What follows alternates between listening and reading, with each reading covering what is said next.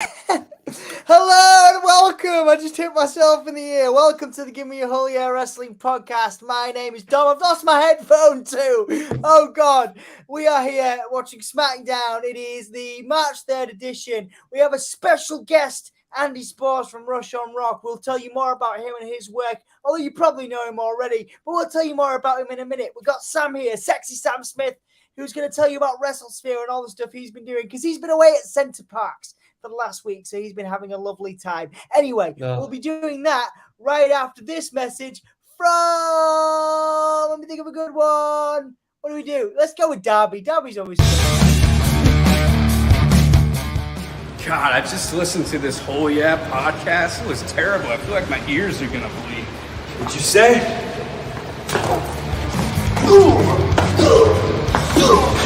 This is Darby Allin, and you're listening to Give Me a Whole Yeah podcast.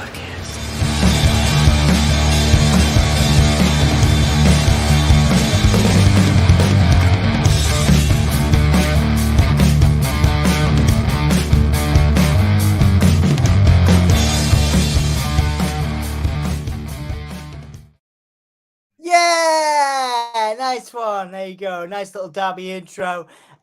We are here for Smackdown, like I said, guys. We're on the road to WrestleMania. We're all going to be there in one form or another. Guys, how are you feeling about the build to Mania? We're a few short weeks away. There's a lot of comments. We'll get to those in a second about what is happening with regards to the Hall of Fame, with regards to matches that are, confirmed or going to be confirmed. Good build, bad build, medium build. How are you guys feeling for WrestleMania in a few weeks? Let's go with Andy first. Let's bring Andy, the special guest, in first, and then we'll do a bit of plugging for him afterwards as well. Oh, cool. There was going to be a really awkward standoff there between me and Sam, who was going to blink first to go. But thanks for having me on. Always a pleasure, and always love the energy that you bring at nearly 1 a.m. in the morning. It's infectious. Doesn't always last, man. Doesn't always last, but I appreciate it. It will tonight. It will. In terms of the build for WrestleMania, it's a weird one because I think they're doing a really good job so far of 2 or 3 of the matches building. And then you've got the other ones kind of bubbling under a little bit. So I think Monday was one where a lot of people were a little bit disappointed that they didn't kind of light that fire a little bit more, turn the gas up and get cooking. But I think Monday was one of the ones where we saw Omos versus Brock Lesnar heat up a little bit, which everyone's a bit confused about and expecting maybe a swerve somewhere or something. But we've got to keep in mind that we've got Roman versus Cody, which is the big story. We've got Sami Zayn and the Bloodline and Kevin Owens is still kind of going on, and we're getting that story. We can't get everything given to us straight away, so it's not a bad build. But it could be better. But they've still got a few weeks to really kind of get us back on course, ready for LA. What about you guys? What are you kind of most excited for out of the build so far, or what just isn't doing it so far? Well, that's an interesting question, isn't it? And I think, like I say, let's go to Sam's thoughts on it, and then I'll obviously give mine after we've done some plugging for you, because obviously you are our special guest, and we're very, very pleased to have you on, Andy. But yeah, Sam, as my regular co-host for SmackDowns, and going to be accompanying us to WrestleMania, obviously. How are you feeling about everything? How excited are you or not excited? I'm stupidly excited for WrestleMania. There's a few things have thrown me. I agree with Andy. I don't think it's a bad build, but there's a few things that I've come out of nowhere that I'm still a little bit about, and a few things that I think they need to really pull the finger out with. Like, for example, the whole Bray Wyatt challenging the winner of Lashley and Lesnar just came out of nowhere. I was like, wait, what?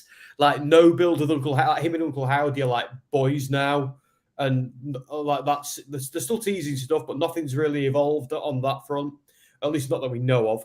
And the Omos Lesnar thing, Dan changed my mind on it a little bit, but I can't help thinking that it just seems a bit lackluster. Omos, it feels like I've got no problem with Omos. Again, like I tweeted out the other day, anyone his size has a home in WWE, but is this not a waste of Lesnar?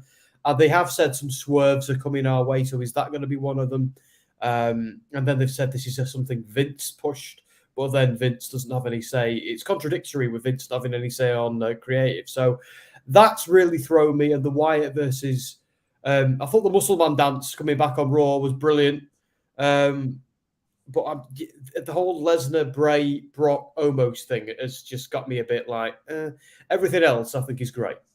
Short, make a long answer short. Yeah, no, I mean, I see what you're saying there. And like I said, it goes back to Andy was saying, I think they've got a bit of time to build. We've got a few weeks to build. Hopefully tonight, like I say, there's some excellent comments. Thank you guys for joining us. Of course, Mark LFC UK there, one of our members saying Cody and Roman will open Smackdown. That'd be huge. I think that would go a long way to building towards Mania and obviously getting the juices flowing, getting our excitement to its peak level as we head into Mania. They're in Washington, D.C. tonight. Maybe tonight's the night they announce Dave's in the Hall of Fame. Mark, of course, with his regular Hall of Fame mentions there. We do love your enthusiasm for that. We will all be there once again, Mark, so you'll be with us in spirit. Batista in the Hall of Fame is another question that I will get to in a second. But I first want to introduce you guys, as we'll do regularly in this stream, to Andy from Rush on Rock, who is with us tonight. He's been doing some incredible work over the last few weeks on his own wrestling channels. Obviously, Rush on Rock is how I kind of got to know him over the Clash of the Castle weekend as a fellow wrestling journalist. Andy is a lovely human being. Obviously, new members of the family as well. Nice Clash at the Castle t-shirt there, Sam, as well. Thought I'd get it out while you mentioned it. I thought I'd just quickly get it out for everyone. There you go. You were drinking while we were working. Yeah. But yeah, so Andy, obviously, I know you're a pro at this now. We ask you to do it every time you come on. But for those with us that aren't familiar with you, aside from what I've mentioned, is there anything I've missed that you want to plug right here, right now on the Give Me a Whole Year podcast? No, you did such a sterling job. There's not a lot I can really add to that. Yeah, you can find my work over at rushonrock.com. As I've kind of explained before, but I keep trying to, focus my energy on it. My aim is to be the best feature writer in the wrestling business. And I really just enjoy writing features because, let's face it, it's all about the stories when it comes to wrestling, and kind of talking about that story and trying to help people understand the background behind it, why it's so amazing. That's my kind of bag. So if you enjoy long form features, go check out some of my stuff across on rushonrock.com. I tweet sporadically. It's not for me personally. I'm not massively on the dirt sheets in terms of like news and things like that. I much prefer trying to let things come at you as they are and play out as intended. So news stuff, like I appreciate anyone who does that, but yeah, all about the features for me. You can see I've been over the last few weeks been putting up some articles about people to watch in 2023. So recently we've had like Carmelo Hayes. So we've got some NXT guys and girls that have been on that list. So anything really. So just go check out the site. I've got a YouTube channel. There'll be some more stuff coming up in the build up to WrestleMania. Hopefully you guys will come on and we'll have a chat about that in the next few weeks as well. But yeah, just glad to be watching wrestling with some very nice gentlemen tonight. Well, it is honestly, it's a pleasure to have you, and I'm very excited to have one of your features on our site as well on Soundsphere. There'll be an Andy Sports special feature on Jason Baker, who's the man behind the Firefly Funhouse concept and a lot of masks for bands like Slipknot and Code Orange. So Andy's done us a great feature on that, which will be going up on Soundsphere in the next few days. I will keep you all posted on that. But right now, right here, we are on the Give Me a Whole Year podcast, and we are opening Smackdown, guys. There is a crowd shot. I don't have my headphone because it fell out of my ear at the start, because that's what happens whenever I start a stream. So I will do my best. We are getting Roman. This is Roman Reigns to start Smackdown a few weeks ahead of WrestleMania. So it looks like Mark LFC said, they're going big as we head as we are well deep into WrestleMania season. There is Roman Reigns out there, Solo Sikoa, one half of the Usos, of course, the other conspicuous by his absence, Paul Heyman as well. What a way to kick off SmackDown, guys. I mean, does this opening few seconds, wet your whistle? Wet your respective whistles, gentlemen. Let's start with Sam and go down to Andy about Roman starting SmackDown. Does it feel special when he comes out first thing? Yeah, totally. It's Roman's held the title for so long, and because he doesn't show up every week, I know he got a lot of heat for that, but that's how you build a bad guy star. That's how you do it. So when Roman comes out now, it means something, but he's got to start coming a little bit more regularly now in the build to Mania. We now need to see the heat come up and the tension there. And obviously, so the Bloodline are here, but there's no Jey Uso. So there's still trouble in paradise, still trouble on the island of relevancy. And that is what I'm tuning in for tonight. I want to see what goes on with Jey Uso. Yeah, I want to see Cody. Yeah, I want to see Bray. But I want to see what's going on with Jey Uso, because this Jey Uso and Roman story has been going on longer than any of this. And I that's the one I'm really invested in. And I'm curious to see where, because I think that's got legs after Mania as well. So I want to see where this is going to go. What about you guys? Yeah, Andy, again, as someone that does watch SmackDown here sometimes with me, but also, again, independently, when you're doing your features and doing your research, has this, 10-minute, 20-minute entrance by Roman Reigns, at the beginning of shows, has it lost its shine? Does it still create the same excitement? Because to me, it still feels big that we're starting a SmackDown with Roman, but it's not something we haven't seen before. So your thoughts on this way to start SmackDown a few weeks away from Mania? If Cody comes out, I think. I agree with Sam. I think the kind of sporadic nature of having him on, drip him in every few weeks. He doesn't have to be there every week. They've done a really good job of making the Usos and the tag titles feel bigger. You've had the likes of Gunther with the IC title as well. Create a little bit more procedure around there. So, you don't have to have Roman on every week. And it seems to be he's got to that status now where just the mention of his name feels like a sort of big occasion. So it is a big deal him coming out to start a show. The crowd pop was quite big still. It's interesting that he's supposed to be the heel in this, but he can still get away with the crowd goes mental for his catchphrase of "acknowledge me" wherever he goes. Everyone buys into that. So I don't really care what other people say. His entrance is a kind of final boss feeling about it. He's got that kind of swagger that not a lot of other people do have. He can get away with a 5-10 minute entrance because something special is going to happen at the end of it. Yeah, absolutely. Something big, and potentially we are going to get Cody. But first off, we will get the Acknowledge Me intro from Roman. Once again, guys, we will start getting to your comments through the show. So thank you so much. Keep them coming. Of course, we love your thoughts. It's the reason we're here. Very, very grateful to our community for supporting us. We'll do plugs for the memberships in the breaks as well, because we've got a couple of new members as the last few weeks. So very excited about that. It's a good time for our channel. And once again, thank you all for being here as Roman is handed the microphone from Paul Heyman. We know what's coming. It's the catchphrase, the best catchphrase in wrestling, the most repeated catchphrase in wrestling, I believe. These days, good. It is still good. Once again, guys, this would be a good chance to say to you, if you haven't liked the video yet, please do. As Washington, are they going to acknowledge Roman? Yes, they are. They are acknowledging Roman Reigns, guys. With booze. Yeah, with some a lot of hands in the air too. Oh, yeah, they love it. Oh, wait. Oh, we are again. Yes. Cody, man. Oh, wow.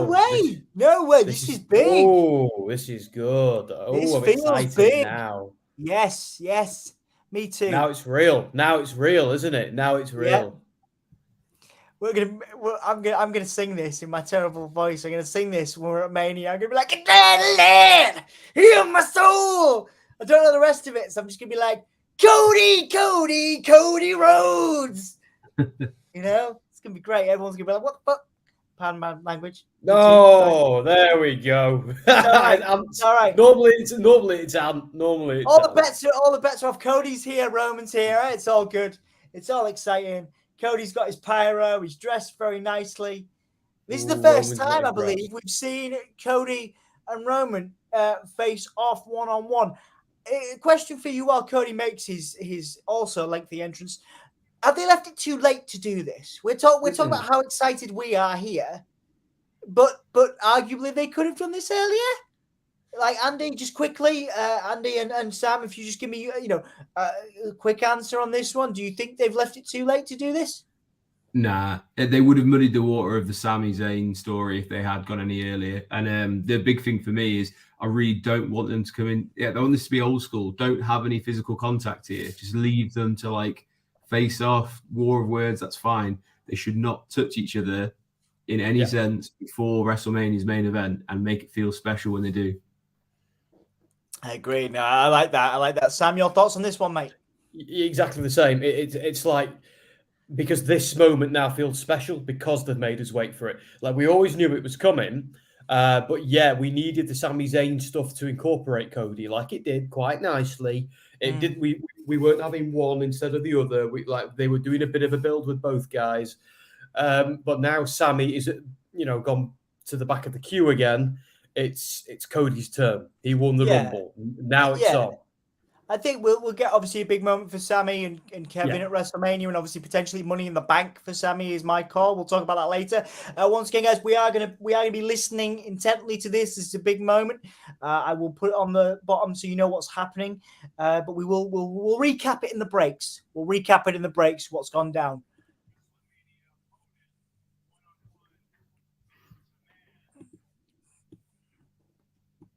Cody's not here to invade.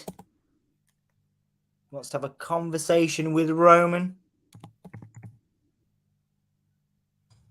Typing in the banner, guys. I do apologize if you can hear my keyboard.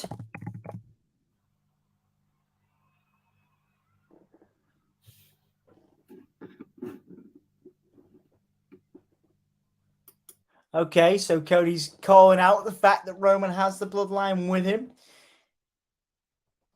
Questioning whether he needs them to win, to get the edge heading into Mania. Paul Heyman has been asked to leave the ring. Solo being asked to go as well.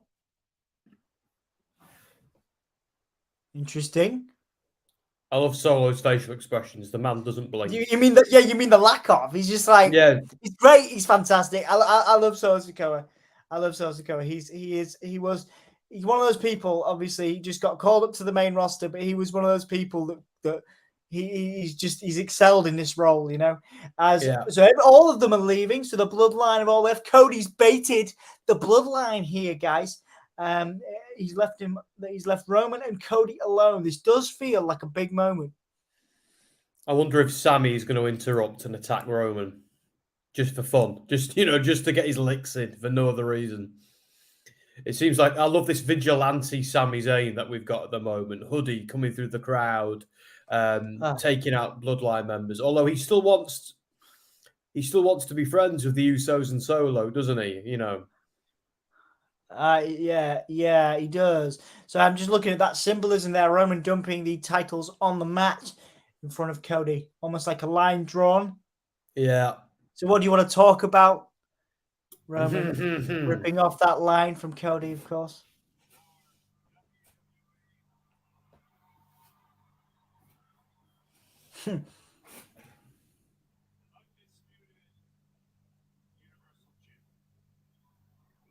$915 days, guys.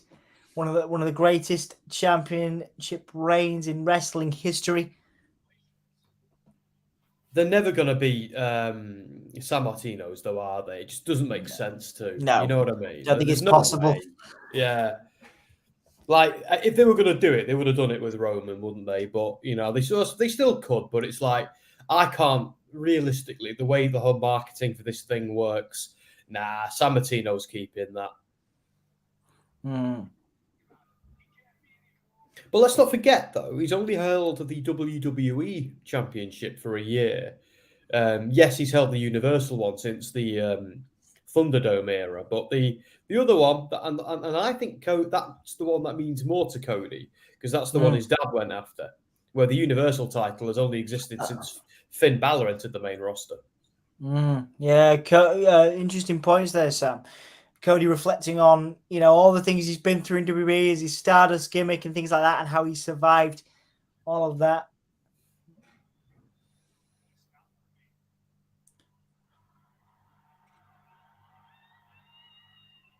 How is this segment going to end, though? It's an interesting clash of styles as well, promo wise, because Cody's very good at kind of long monologues, whereas Roman's definitely got better on the mic, but he's a man of few words and doesn't need to say much. Absolutely. It's interesting to see how they go about these two talking. Yeah, interesting to see Cody getting such a positive reaction in there with Roman. Doesn't always happen. Cody getting an overwhelming reaction, saying that Roman Reigns is impossible for everyone else, but not him.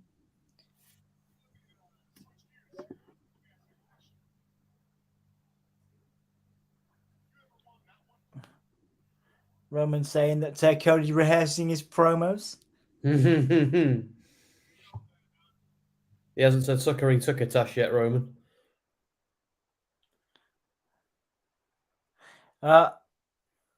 Roman saying, have you ever won that one? As in pointing to the belts. Oh, Roman saying, have you ever even competed for one of these? That's an interesting point. He's got to. He won the Rumble, fair and square. Have you ever main evented WrestleMania before? He's asking Cody.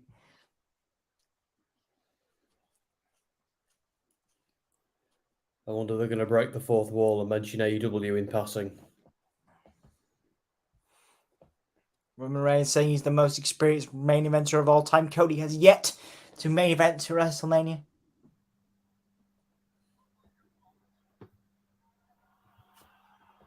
I would have even minded an AEW mention there. I think that would have gone pretty well if you'd said, were you even the AEW champion? Just to kind of like get that kind of little rise out of the crowd.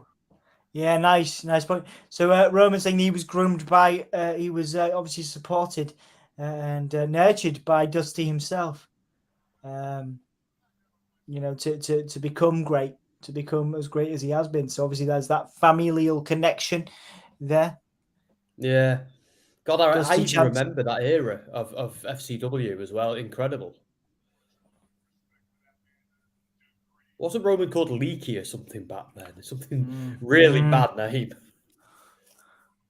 Roman's going to talk about Dusty here.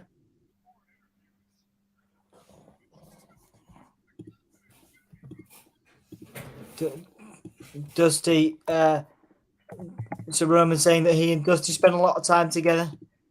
Dusty did a lot for Roman.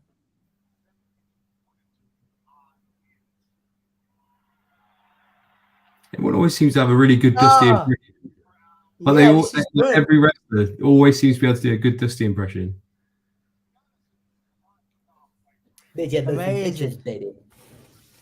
Amazing. Beautiful impression there from Roman. Sting's is my favourite. Sting does an amazing Dusty impression.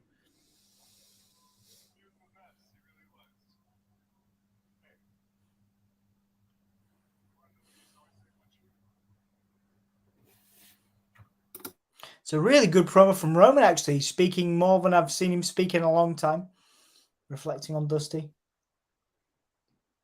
Yeah, where's it going to go, though? Because remember how Heyman's turned into a stab in Cody's heart, didn't it, at the end? Apparently Dusty said nothing about Cody to Roman. Oh, there it is.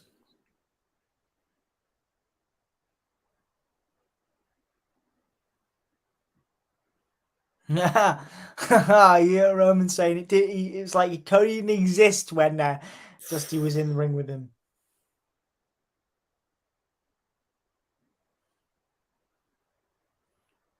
Dusty, Roman saying he wishes Dusty was here.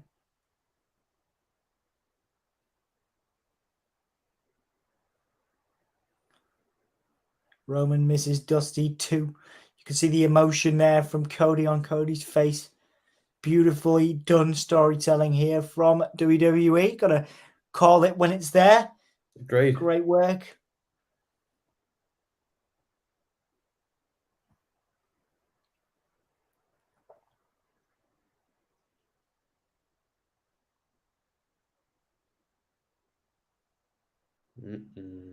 If there's anything Dusty didn't teach you, I will. So Roman saying that Cody's going to learn from him at WrestleMania. Offering a shake of the hand now, Roman, which we've never seen. I've never seen this from Roman. No. Usually sets his boys on him by now, doesn't he? Has he got to Cody here, guys?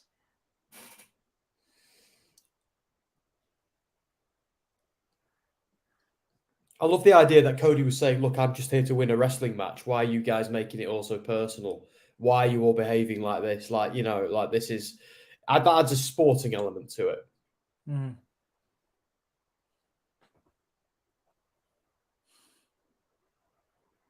Roman's hand still there, still extended.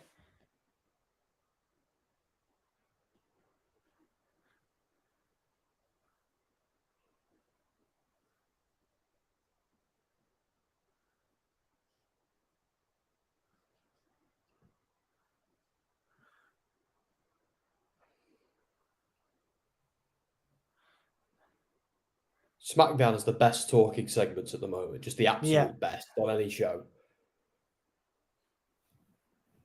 Because of Sami, Heyman, Cody, and Roman, I think. And Cody, yeah.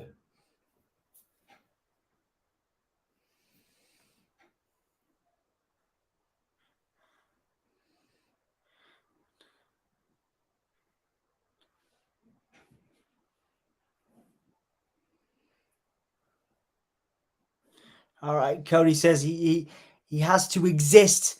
It was like he didn't exist apparently to Roman. In fact, he said he has to exist. And the only way for him to do that is to beat Roman. Roman's hand has gone down. Oh no! They've shown made the best man win, and they've shaken hands. Really interesting. I've never seen that from Roman, not in recent years. That sort of level of respect, which I assume is there. Roman now smiling. Smiling for a minute there, changed his expression. 4 weeks. We are away. We're 4 weeks away from WrestleMania, guys. That is surreal. It sure is. Surreal. And again, my first ever one. Looking forward to experiencing it with you guys. As Roman did some nice character work there. Every time he looked back at Cody, you smiled. Every time he looked away, his expression changed. Cody in the ring on SmackDown, which is good because I love a bit of Cody. Dan obviously normally gets Cody on Raw. And it was a nice little thing. Sami Zayn solo Sikoa tonight. Sami riding a huge wave of momentum. That'll be a good one to watch. All right, guys. Assuming we're going into a break now, although, oh no, hang on, we've got Rhea Ripley coming out. Rhea Ripley there with Dom. Liv Morgan and Rhea Ripley will be coming up next. Obviously, for those that don't already know, we have interviews with Rhea Ripley over on Soundsphere. Got to plug those in. Now we've got a documentary on China. That's cool. Has someone set a fan on somewhere? Because I'm getting like a really nice, soothing fan noise going It's not me. Is it not? Maybe I'm hearing things. I don't know. I can hear it too. Very soothing, whatever it is. I mean, I've got a fan in here. No, it's very yeah. If I mute my mic, it says it me. I was just quite comforted. I was just quite comforted by it. I thought it was nice. Anyway, doesn't matter as long as it's not too distracting for everybody. Guys, we're on a break. what was that like for you guys? What was that? Let's go with Andy first, our very special guest. Let's go with Andy first. What was that like for you? What was probably one of the better opens to SmackDown I can remember for a long time? Andy, and then Sam. Yeah, I thought it did exactly what it needed to do. Just kind of introduce the two of them face to face for the first time. As you said, Tom, while that was going, that's probably one of Roman's best promos for a while, because he did a lot of talking. It wasn't kind of monosyllabical. I can't even say the word. He basically said more than one syllable for each word, which is kind of cool, because I think one of the things Roman is very kind of good at is just standing there very stoically and kind of getting the physical side across.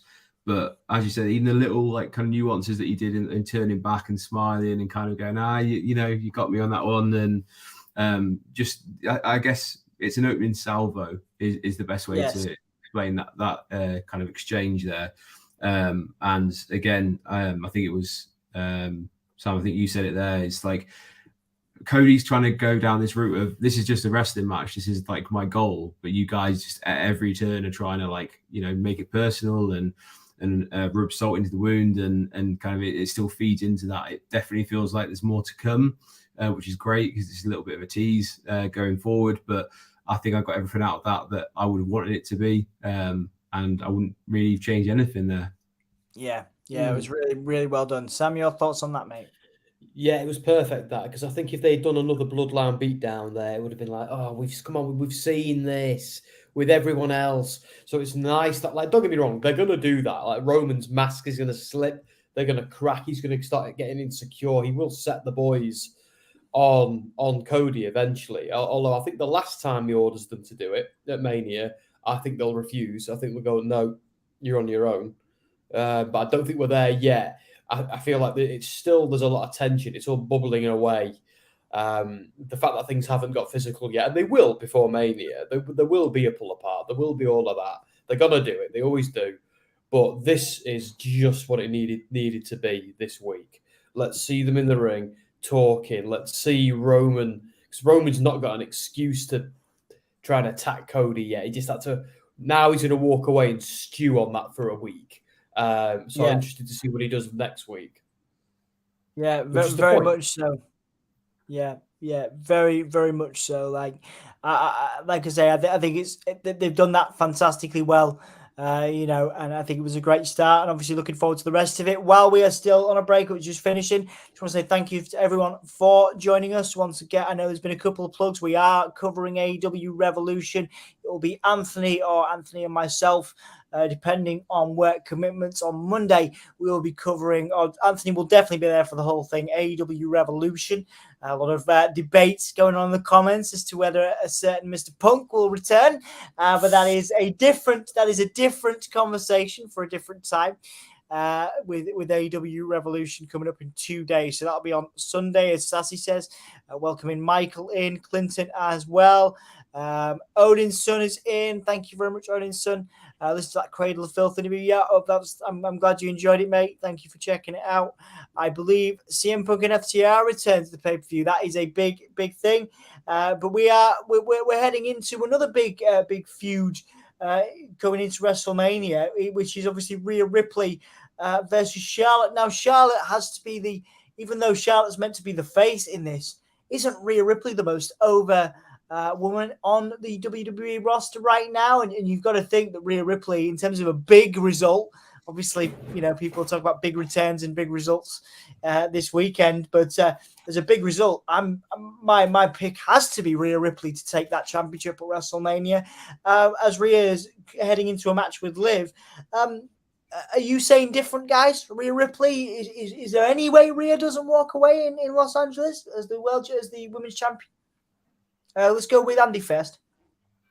It would be a shock with any other result, but it's not to say that it's a guarantee, because we know how hot WWE are on Charlotte, and it would be quite a big result if she were to kind of get one over on Rhea. With, as you say, she's probably the hottest commodity in terms of the female roster for sure. But I think she's doing some great work. She just seems to have like built her like stature within the company, and especially with the audience as well. Very naturally, she hasn't been kind of like forced anyone's way. It just seems to be people buy into the fact that she's a badass, and she legitimately could probably destroy most of the roster anyway. But I definitely enjoy the kind of Dom aspects being thrown in there as well. It gives it a little bit something different, and it's not just her on her own. So it's kind of cool to see that he's almost like a male valet for a kind of badass female.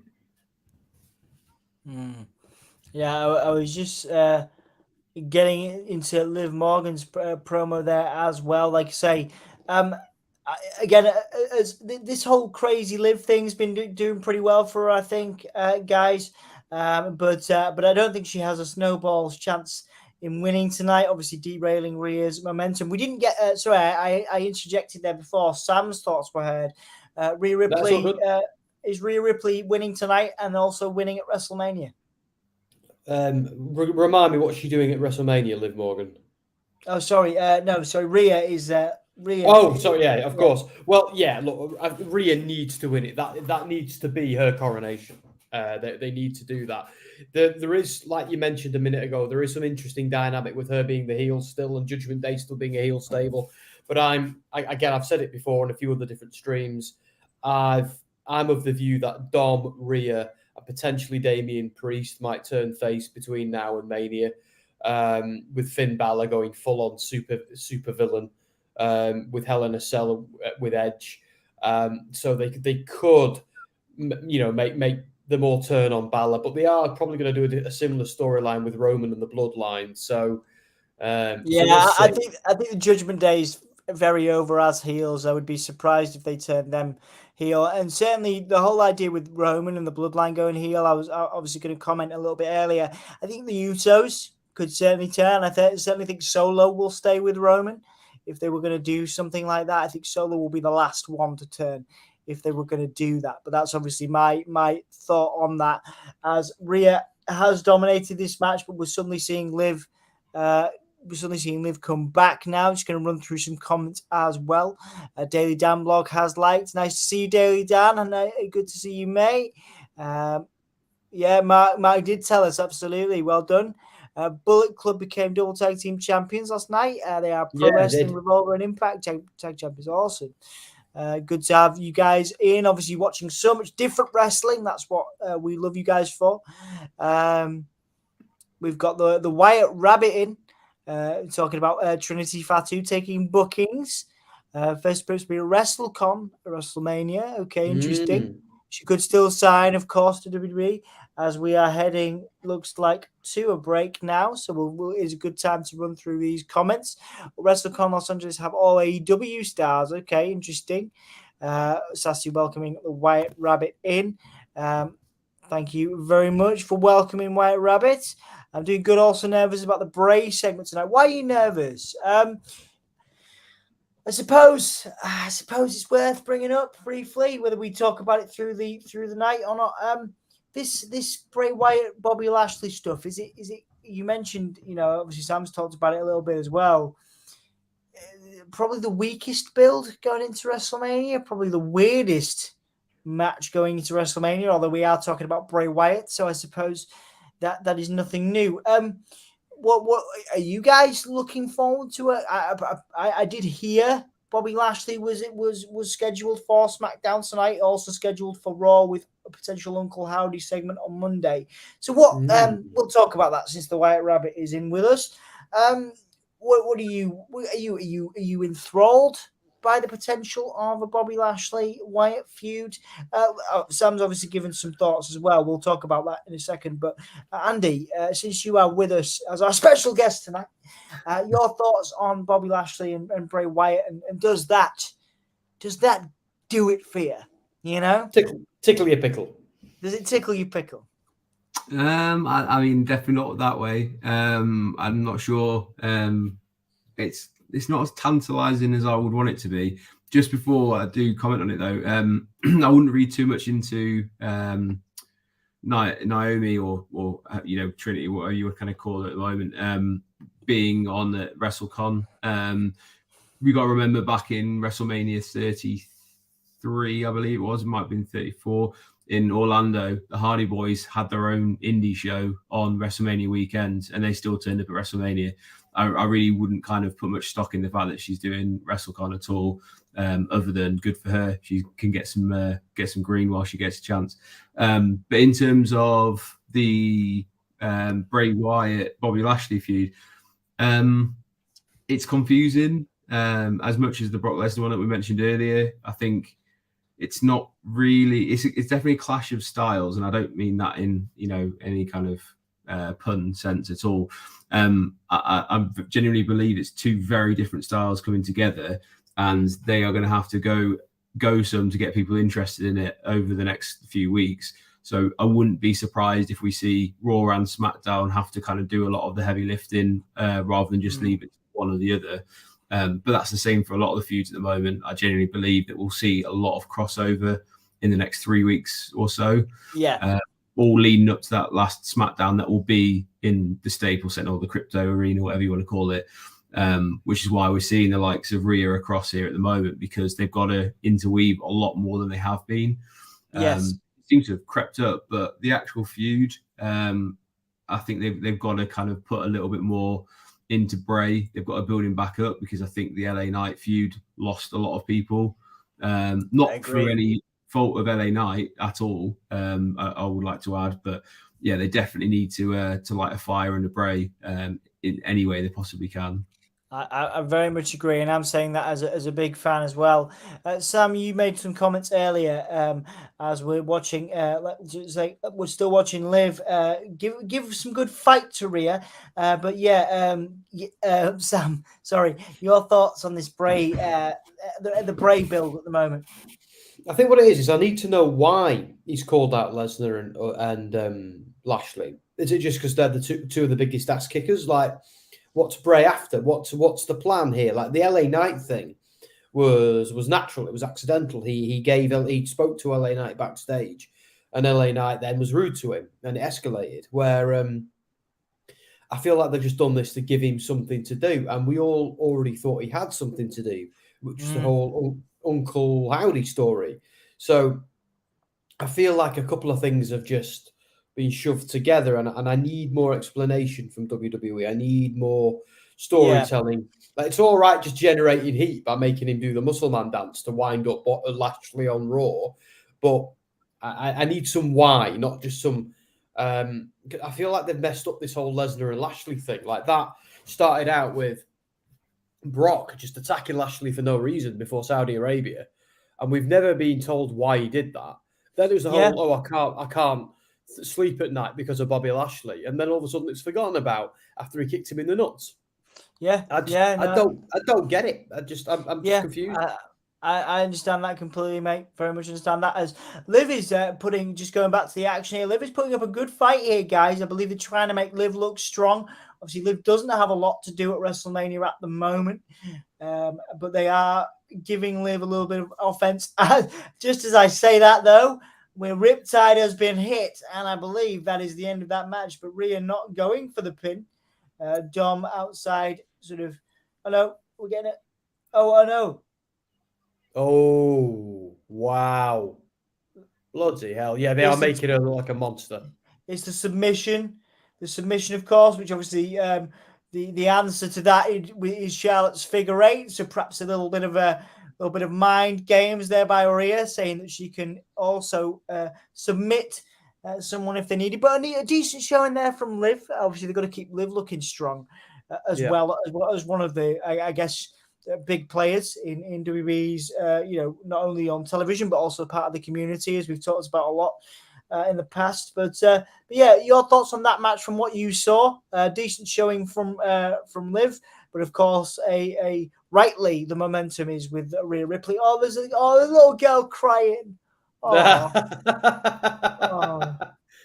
Oh, get over it. It's really over, by the way, with a big section of the WWE universe, as they call, like with the kind of kids, or there's a lot of or the kind of, I guess when you go on Twitter and you see there's a heavy female following for Liv. And I would go so far to say is she's probably one of the most improved superstars. I would agree. She's also a bit unlucky timing wise, because if you put Liv Morgan into the women's roster 10 years ago, maybe the same kind of time as AJ Lee, etc., I think she'd do pretty well in terms of like she's week on week, she looks a bit stronger in the ring, and she's not bad on the mic by any stretch. I didn't hate her title run, but she's putting a good show in there. And as you say, she was quite well protected, but in the end, they still managed to make Rhea look really strong. But I would like to ask you, what do you guys think of that submission? Because I always think it looks a little bit awkward, but here against Liv, she turned it into something quite brutal by like putting a knee into her neck. That was the best look, it was almost like a lion tamer by Chris Jericho from back in the day. Good. I think it works on smaller women. I think if she's the bigger woman in the ring, which she often is, even Rhea Ripley, she's often like bigger than people like the Liv Morgans and people like that. It looks quite savage. The question is, how is it going to look on someone as tall as Charlotte? That's my question. I also don't see her tapping Charlotte out. I see her, I don't know, maybe Dom interfering and then hitting her with a belt and getting a cheeky pinfall. But we'll see. Because again, I've still got a babyface theory going on based on Ray potentially taking his dad's mask. Yeah. So I don't know. We'll see. Do you remember New Orleans WrestleMania, where I think it was 34, where Charlotte tapped out Oscar, which was kind of completely unexpected. Yeah. It's not unheard of that they could do it, but it seems quite apropos that they would do that tonight in the build-up for a match with Charlotte. It's like they're planting a seed there. But as you say, not in any other kind of way, but Charlotte's got very long legs. It's going to look a bit awkward for her to kind of be dangling down. That's why I'm not a massive fan of the way that kind of looks, but it would be interesting. It would be a good visual to see Charlotte kind of like trapped in that and tapping out. So I'd watch this space. If you use it a couple more times between now and WrestleMania, they're definitely kind of in that way. Yeah, no, interesting point. Again, they'll obviously have to practice it and see how that goes, but it will look interesting aesthetically. Official Misfit Game has been doing some great commenting, but Cody isn't over. Yeah, I think Cody, as much as I love the Sami stuff, man, this is Cody's story to tell. I think a lot of people obviously have lost sight of that. We have all talked about this, I believe. Andy and Sam and I have all discussed that Sami has got himself over to a monumental degree, but this was always Cody's story to tell, and always Cody was always going to be over. This everybody wants to see this. If anybody was going to beat Roman, then Cody would be the person to do it. And I think that story, still stands up. And we saw that tonight. We saw Cody stand in the ring with Roman and be cheered. So that's a brilliant thing. Cody Rhodes can sell me on a mop and I'd buy it. Yeah, he's a perfect spokesperson. The more, and I'm not going to make a direct comparison between him and his dad, of course, but similar levels of pop culture relevancy, I believe, is in Cody's future. I think the talk shows, the movies, it is all there. Obviously, he's on TV shows before. It's all there for Cody, as it has been for Roman. But Roman, I believe, will be going into Hollywood certainly sooner rather than later. So I think, I think Cody winning makes so much sense on multiple levels. Let's have a look. We talk about FCW. Sassy talk about FCW. I'm excited for the next few weeks of wrestling. I can't wait for Cody versus Roman.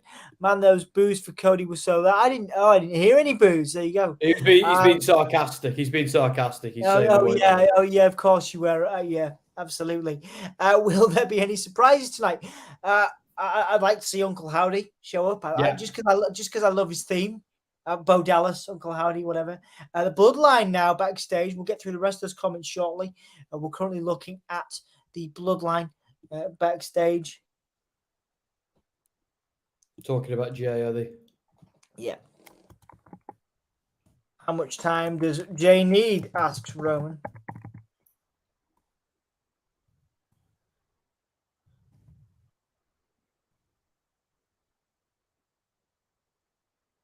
Roman running out of patience. question is for him. What are you going to do about it, mate? What can you do? Oh, what? Why is Roman running out of patience with Jimmy?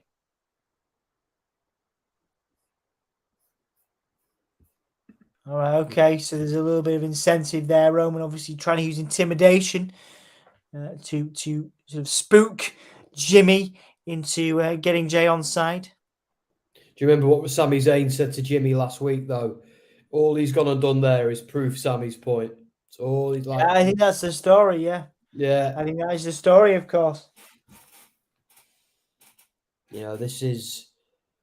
I think you're right. I think Solo will be the last one to turn, but I think when the other two turn... Because let's not forget, you know, Solo was quick to attack Sami when it called for it, but even when Jey was against Sami, Solo was for him, you know, very much so. Yeah. So yeah. Let's not forget that all three of the Uso boys are really deep down Sami fans. So let's see where this goes. And so, yeah, here's Karrion Kross and Rey Mysterio. Like again, are they going to get this? Are they doing this at Mania? What are they going to do across at Mania apart from, I don't know, nothing, because they don't know how to book him? No, yeah, I don't think they're doing anything with Cross, but I certainly think. I mean, could you imagine if they have to do something with Dominic and Ray, because that's what they're setting up, aren't they? They're setting up a, you know, even if it's a last minute match, you know, even if it's a last minute match that they decide to do on the day, it's still something people want to see, isn't it? You know. So, thinking with Cross, could they do like a battle? Andre, what they should do is like an Andre the Giant Battle Royal, and just have Cross kill everyone, rehabilitate him, give him that trophy, that rehabilitate the character, just let him just destroy everybody in there, and go into the post-Mania as this killer who won the trophy and might have a shot at one of the titles or something. Do you know what I mean? But I do. Yeah. Make him a number one contender overnight. Let's have that be Cody's first feud, perhaps in Backlash or wherever. That would instantly fix this if they just to do something like that. Because I don't get how they keep messing this guy up. It's getting me down. In truth, yeah, I agree. Santos Escobar completing his face turn in the last few weeks to put on behalf of Rey Mysterio. I don't know how I feel about that. He's such a good heel. He on is. The Karrion Kross on comments there. What did you make of his time in NXT? I don't know if you managed to see much of his title run there. Adored it every minute. Yeah.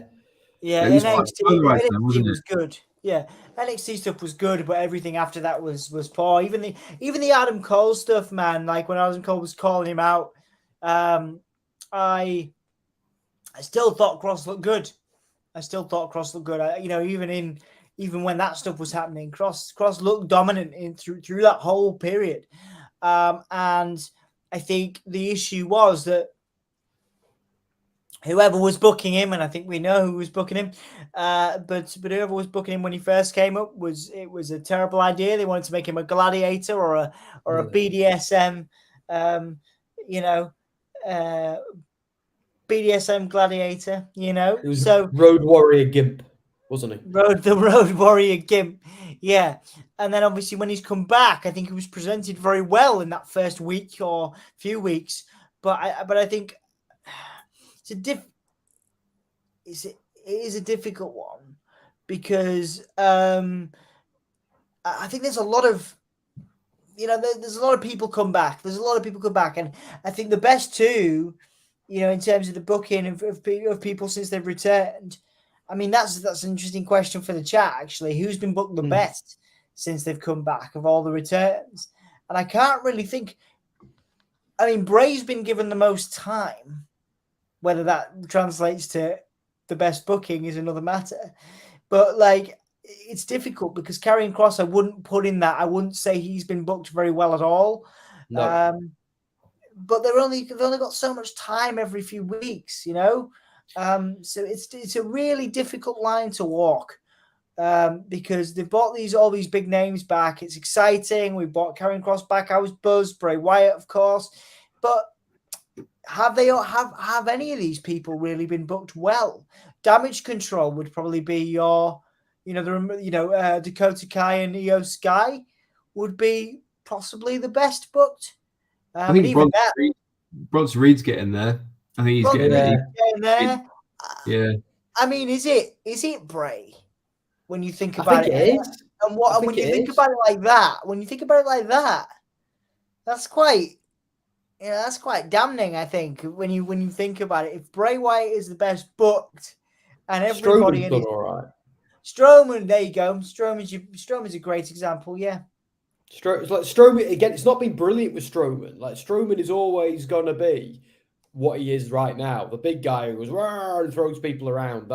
That is, but it's WWE, and there's a place for that. I'd say with Johnny Gargano, it's not been good at all. He was good in the Elimination Chamber, but and I'm a massive Gargano fan. His thing with Ciampa in NXT was just, but it's on the main roster. It's just been lackluster. And in the Elimination Chamber, I was like, oh, what are you doing in there? And I'm a fan saying that. So I feel like, and Dexter Lumis, I feel like they've done comedy with, where he could be terrifying, and Cross could be terrifying. Like they've got all these amazing characters, and don't get me wrong, Triple H's booking is infinitely better than Vince McMahon's, and since SummerSlam, WWE has been good, but the Cross thing is really getting me down because when he came and he put the hourglass, he put the hourglass down in front of Roman Reigns and went, TikTok. And since then, he's just been trying to annoy Rey Mysterio and growing his hair. What are you doing? Why are you going after the title? I despair. Maybe there's a plan. I hope there's a plan. Because I could forgive everything if there is, Yeah. Just listening to reading a couple of comments here. Obviously, that documentary of China was teased there. Love, obviously, a lot of respect for China's legacy as well. Great to see it being finally recognized on TV and in video games. China's great legacy. Lovely comments there from Sassy and Norma. Misfit Gamer, of course, a huge Cody fan, saying Cody will not be sabotaged no matter how bad some people want it. So some people do want, Sami Zayn to be in that match as a triple threat or replacing Cody. But yeah, I don't think it's the right time for that to happen. Santos coming out with the masks, of course, raising that Rey Mysterio mask in respect to Rey. Lovely little moment there. Thank you for sorting the votes out, Sam. If you've been doing that, I appreciate it. I will get the banner up for everybody. Supercard of Honor. What was that? The Hardys. That was the one. The Hardys. I think they were up against the Young Bucks, and then 24 hours later, they're appearing at WrestleMania. And I remember watching it. I was drunk as a skunk, watching it on my couch. And I was like, hang on a minute. I watched them. And it was a great moment. But you're right. What Andy said, he's right. Andy's right a lot. Andy's got some good takes. They could turn up. And can I just say, I'm loving Santos Escobar almost kind of honouring his previous persona of El Hijo del Fantasma from Impact and AAA and CMLL. Yeah, that Hardy's one, by the way, they also did that literally because that was the first WrestleMania I went to in Orlando. They ran their own show called the Broken Tailgate Party or something. And when they went, they were literally, it was like a ring out in the middle of the baking hot Orlando sun, and they had people, they had the wrestling matches. They wrestled on it, but then when you went out the front of the bar that they were having it in, there was two big blacked out cars that had WWE logos in it, so you knew something. So some of us who had seen that were like, something's definitely happening. So the minute New Day came out, you knew that it was going to be the Hardys, but it didn't spoil that moment at all. But yeah, you're right. They were on the Ring of Honor. It was a ladder match, wasn't it, for the tag titles? It was awesome. It was a really good match. The Hardys had a great run. I mean, sometimes it goes underrated. Actually, that indie run that they had between the return to wrestling. So I think there's again, the Hardy legacy is there. Obviously, people now talking about whatever, it's a hot topic. whether you believe he should or should not return, of course, to AEW. But there is talk of Jeff Hardy returning to the ring to rejoin Matt Hardy in AEW. And if it's one more tag team championship and then done, then I'm okay with that. Of course, obviously there'll be people with very different opinions, but yeah, obviously the Hardys, possibly the best tag team of all time. I think for people that grew up in alternative culture, I think they are. I think obviously there are lots of other choices, but I think if you grew up into rock music and punk and alternative and pop punk and whatever, then the Hardys were your go-to. So I certainly would rank them up there. Obviously, that's a wider conversation as to whether Jeff Hardy should or should not return to the ring. But feel free to debate that in the comments if you wish, as we're currently seeing Santos rack Dom here. Now, this is an interesting one. For me, Santos needs the win here because, again, Dom has the momentum. But then you can argue, of course, Dom looks weak in defeat if he doesn't, but then he can get away with it because he's with Rhea. Santos and Dom, who is your pick here, guys? Obviously, we're in the early going as Dom counters Santos, turns him into the buckle. Andy, your pick for this, and then we'll go to Sam. I think I'd be surprised if Dominic doesn't go over here on the basis that if it were to be Santos, you'd have the rest of Legado del Fantasma out with him. They're very much having on his own in this kind of mini face turn. I don't think it's going to go on much longer. This, to me, is definitely a vehicle to get to a mask versus hair match at WrestleMania, which will, I'm not sure 100%, but I can see Ray retiring at this WrestleMania because they're very cleverly dripping in the stuff about masks and the kind of legacy behind it and the meaning and behind that for lucha wrestling. Yeah, they had that backstage segment where they exchanged masks between Santos and Ray, and then Santos has kind of been speaking about it, bringing the mask out today. They've been dripping in that Dom's very jealous about not having the mask and not earning the mask, and that's been kind of there since like the Royal Rumble where he tore it up or tried to tear it up and kind of failed a little bit on the way down to the ring. So there are like little bits and pieces to kind of put that together. And also, please, we just need to cut that mullet off of Dom. So I wouldn't be opposed to Ray winning, but I think it's all quite cleverly tying together quite nicely. And this is just a vehicle for that match. Yeah, very much agree. I very much agree with you there. Sam, your thoughts on that? I think Dom wins by shenanigans. I think that's the only way they can do it. I think protect, Fantasma, protect Legado, have him fight valiantly, but and be the better man, but have Rhea do something to get Dom to win. That way, both men are protected. The heat continues to Mania, which is what we want, but the baby face doesn't get buried. That's what we want here, and it makes Ray more annoyed.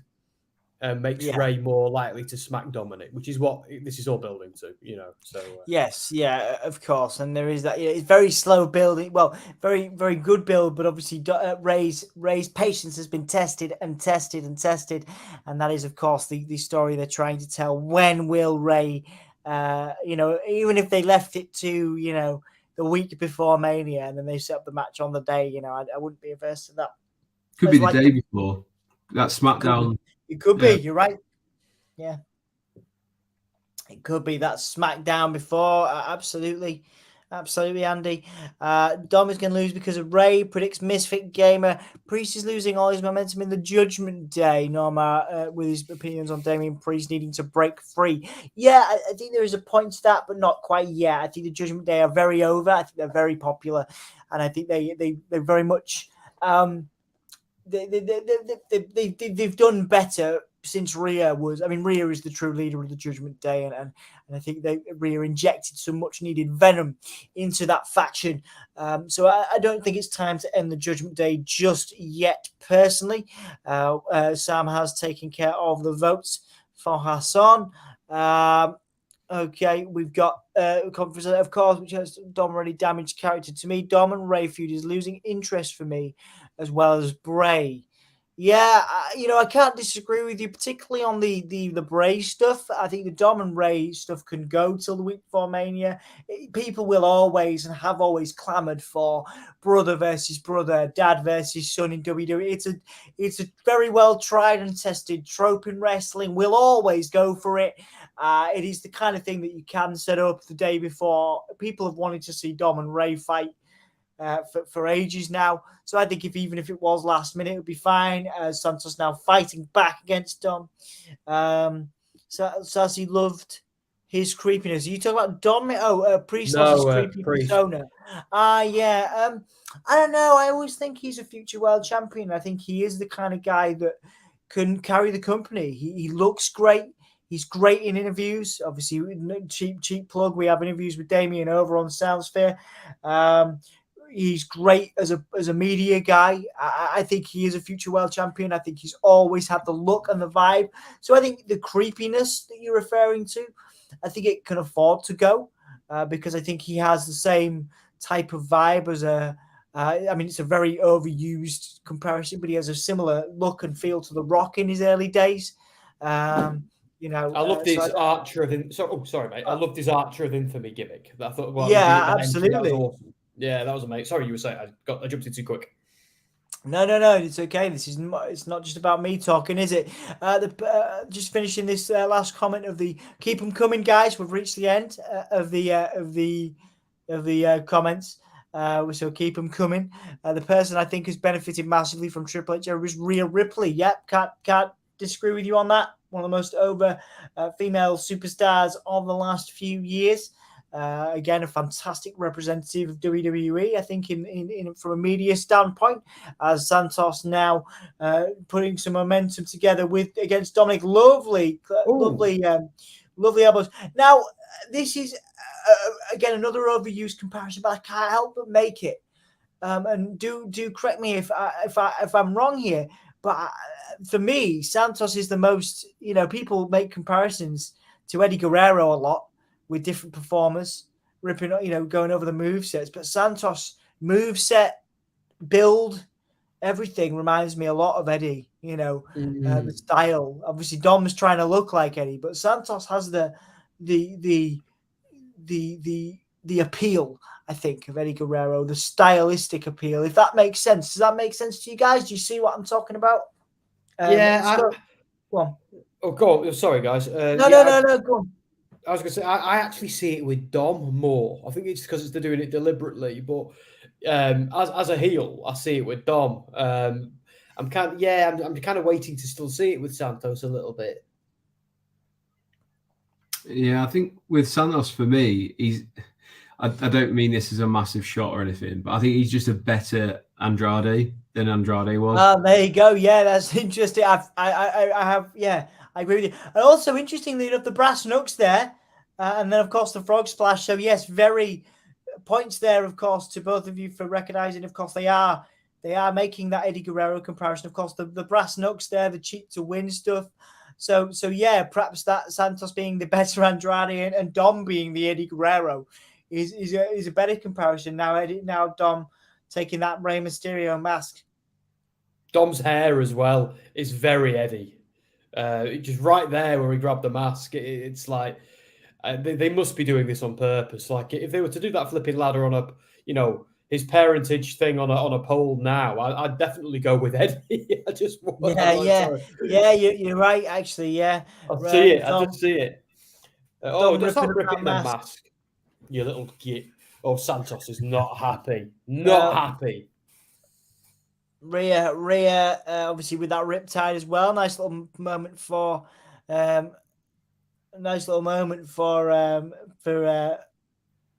what am I saying? For Rhea, there you go. Rhea taking out Santos. That was again for momentum's sake for Rhea.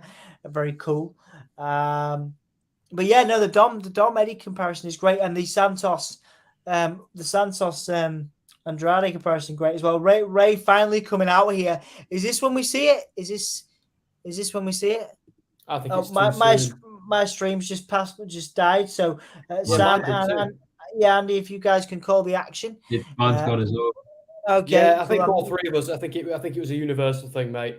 Okay, when Ray comes out, it just dies. So it's just it's booted me out. What's going on there? I'm back on at the moment, so. All right, Andy's calling our special guest is taking over the stream because we can't get out. Oh, there you go. Yeah, The Dom threw the mask on the floor in front of Rey Mysterio, and as Ray went to go get it, he received a sucker punch from his son, who has left Ray on the floor. As we see Dom and Rhea go to the back smiling, but again, nicely done. It was just probably very similar to that opening salvo. It did what it needed to do. It's still building. This is kind of one of the sleeper ones. I don't think people were that bothered by this a few weeks ago, but I think they've actually built this one quite well. I know there was a comment before about getting a bit bored of it, but I think when that does happen, when Ray finally snaps and puts his hands on Dom, that's a big pop that's going to get. So it'll be interesting to see when they save that for. Yeah, huge. Yeah, absolutely. We've got people in the comments begging for Ray to hit him. My stream's come back on now. Me too. I'm back. Look at Wade Barrett smirking because Dom's being a super heel. Kudos to Dom, by the way. My God, like he was like, people were legitimately giving him. I know they call it X-Pac heat, but people just legitimately just didn't want anything to do with Dom in the WWE ring. But he's like, his character work has been second to none. Yeah, it's been good. He's a better heel than he is a wrestler, isn't he? If that makes sense. He's a better... Yeah. And that's fine. That's fine. That's fine. We got a Sami Zayn segment. Just going to nip for a wee, guys, and get a drink. I won't be long. No worries. That's fine. Sami Zayn now backstage.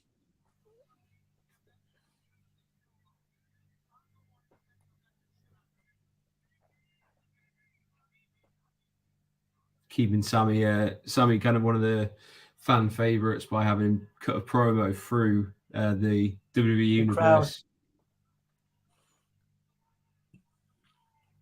Sami Zayn taking out the Bloodline.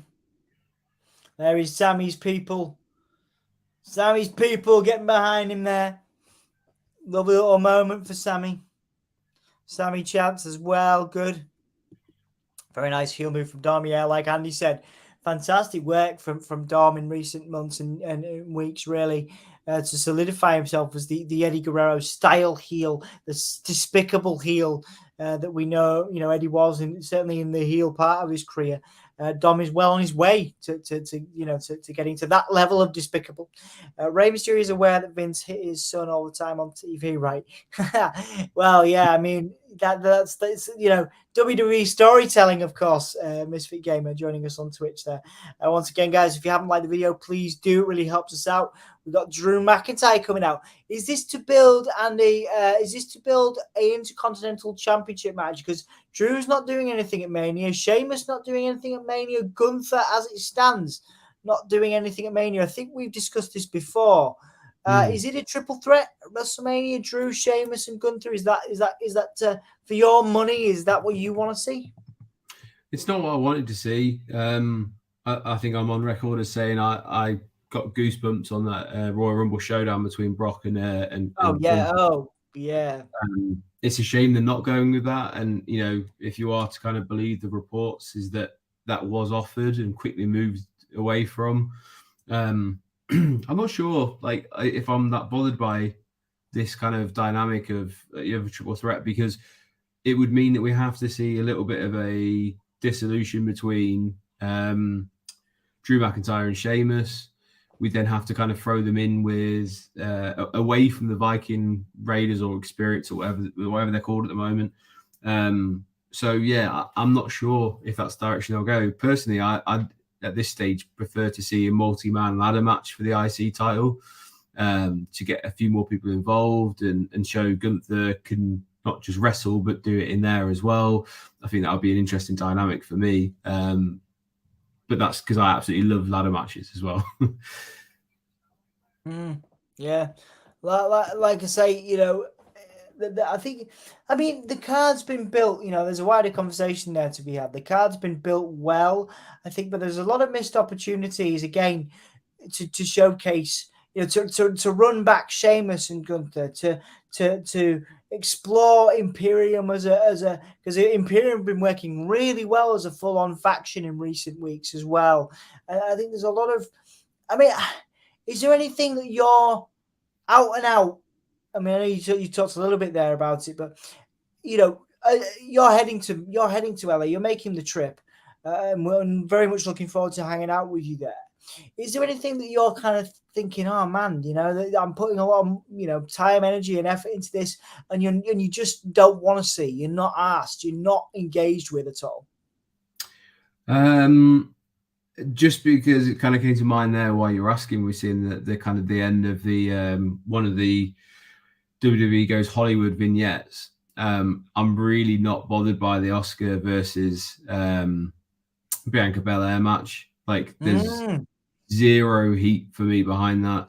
I think this is in previous years. It's definitely been the case of the women's matches has deserved a main event. And yes, we had that one in WrestleMania 35, which is the triple threat between Becky, Charlotte, and Ronda.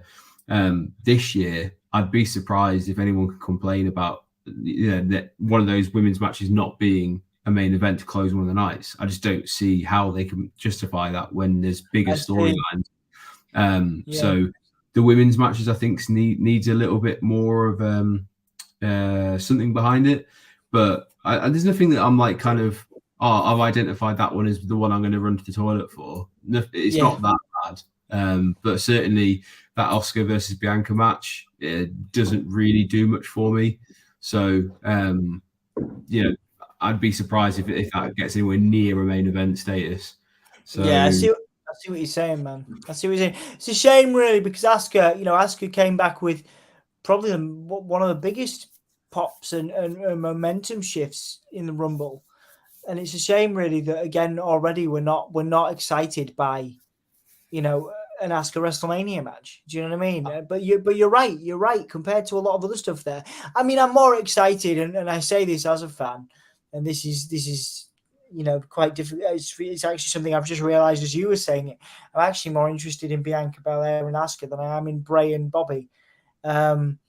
Personally, I think Asuka and Bianca. Whether you're right. I don't think it'll be anywhere near the top of the card, but I think it'll be a great match. I'm interested in Asuka again since Elimination Chamber, and her, and her in the Rumble coming back as in the Kana makeup.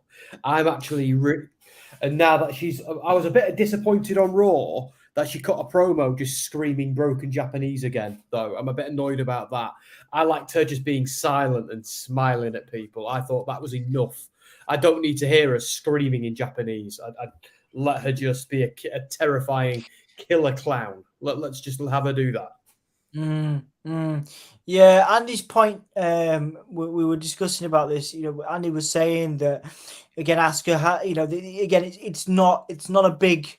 It's not an exciting match for him. The Asuka and the Bianca thing, and I'm inclined to agree, but only because you have Cody and Roman, and you have the Usos versus Kevin Owens and and Sami, but also, weirdly, I'm more excited for Charlotte and Rhea, but that's because they've really built Rhea.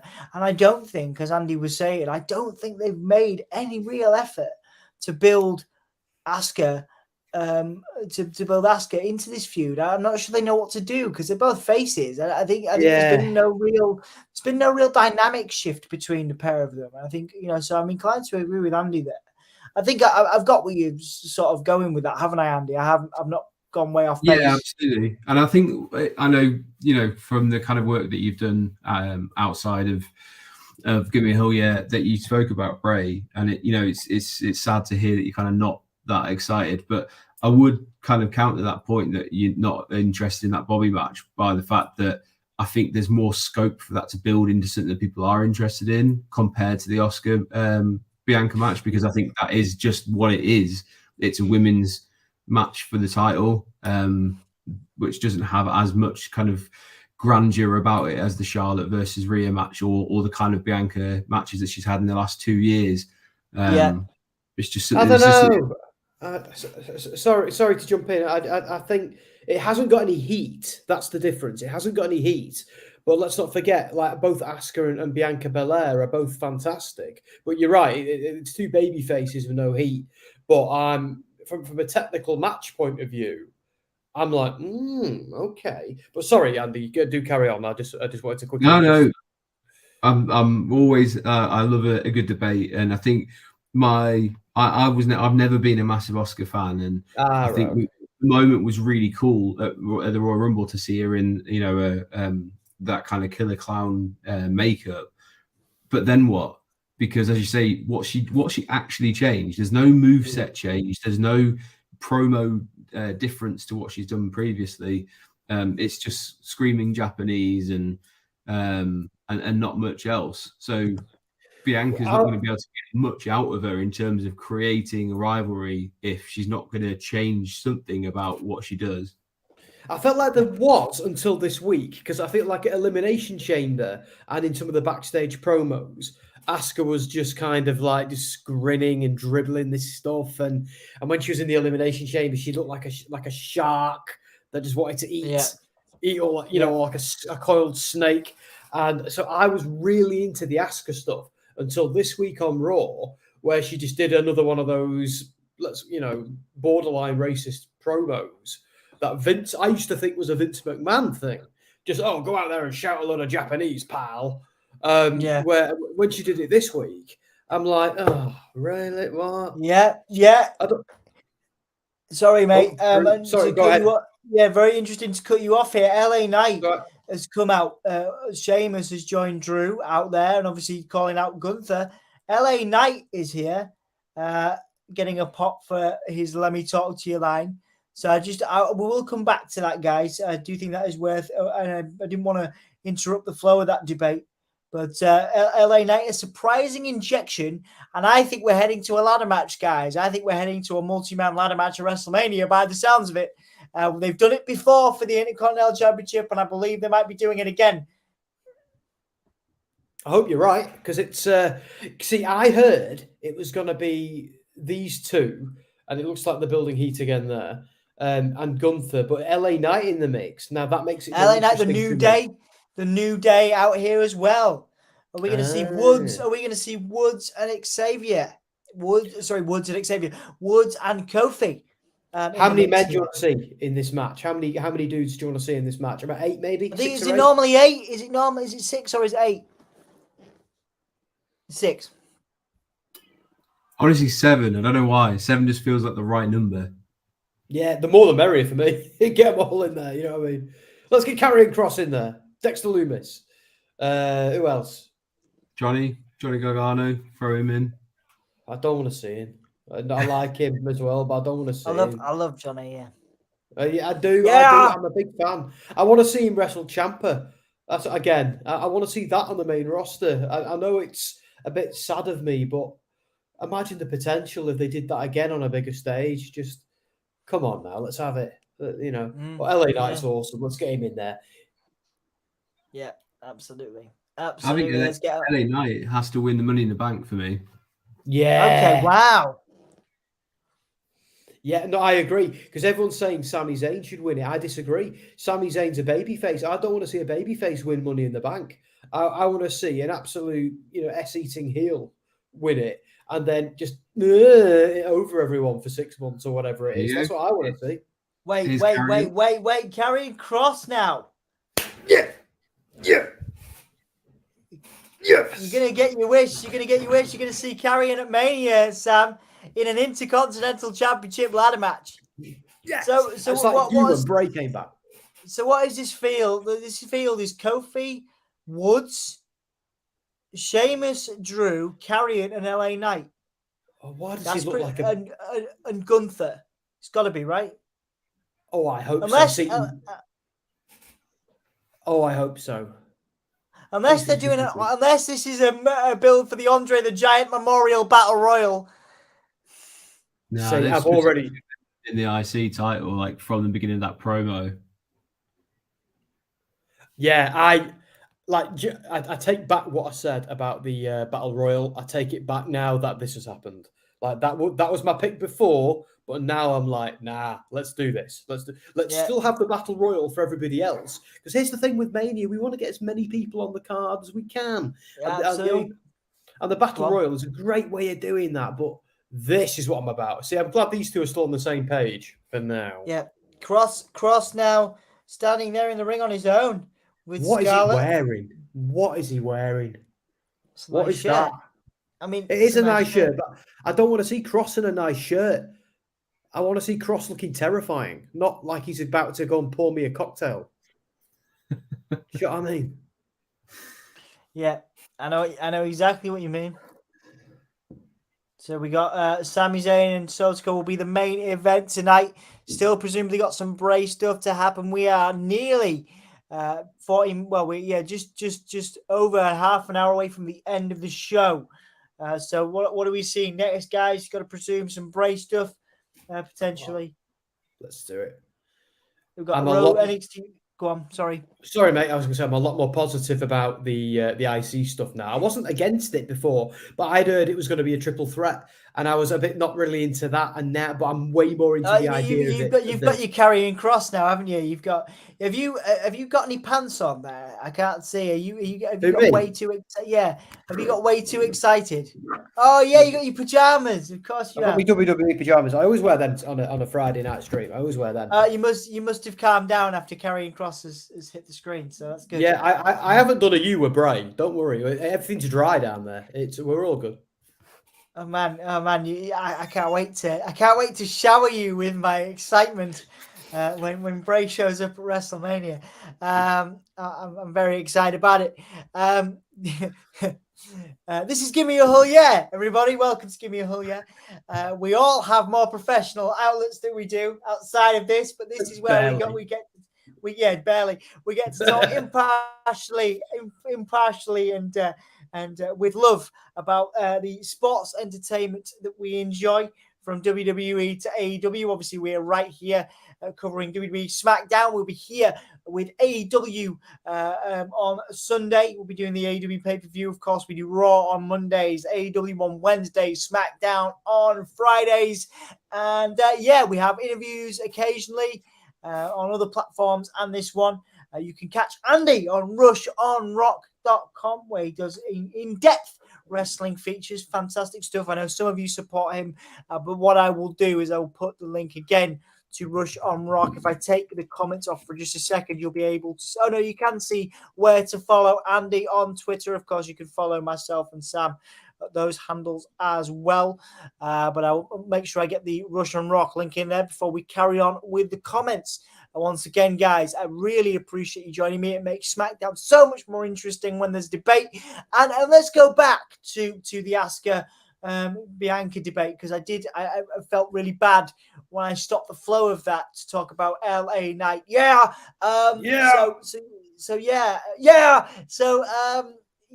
were talking about the lack of excitement there, and we were saying, go on. No, sorry, mate. I was going to say, I think I've said it all. Really, I was like, when they repackaged her as the Kana version, I was happy. For a few weeks, I feel like they did a good job with her. She was just kind of this creepy weirdo, which is what I want her to be. Elimination Chamber, she was a killer, and she was easily the favourite to win.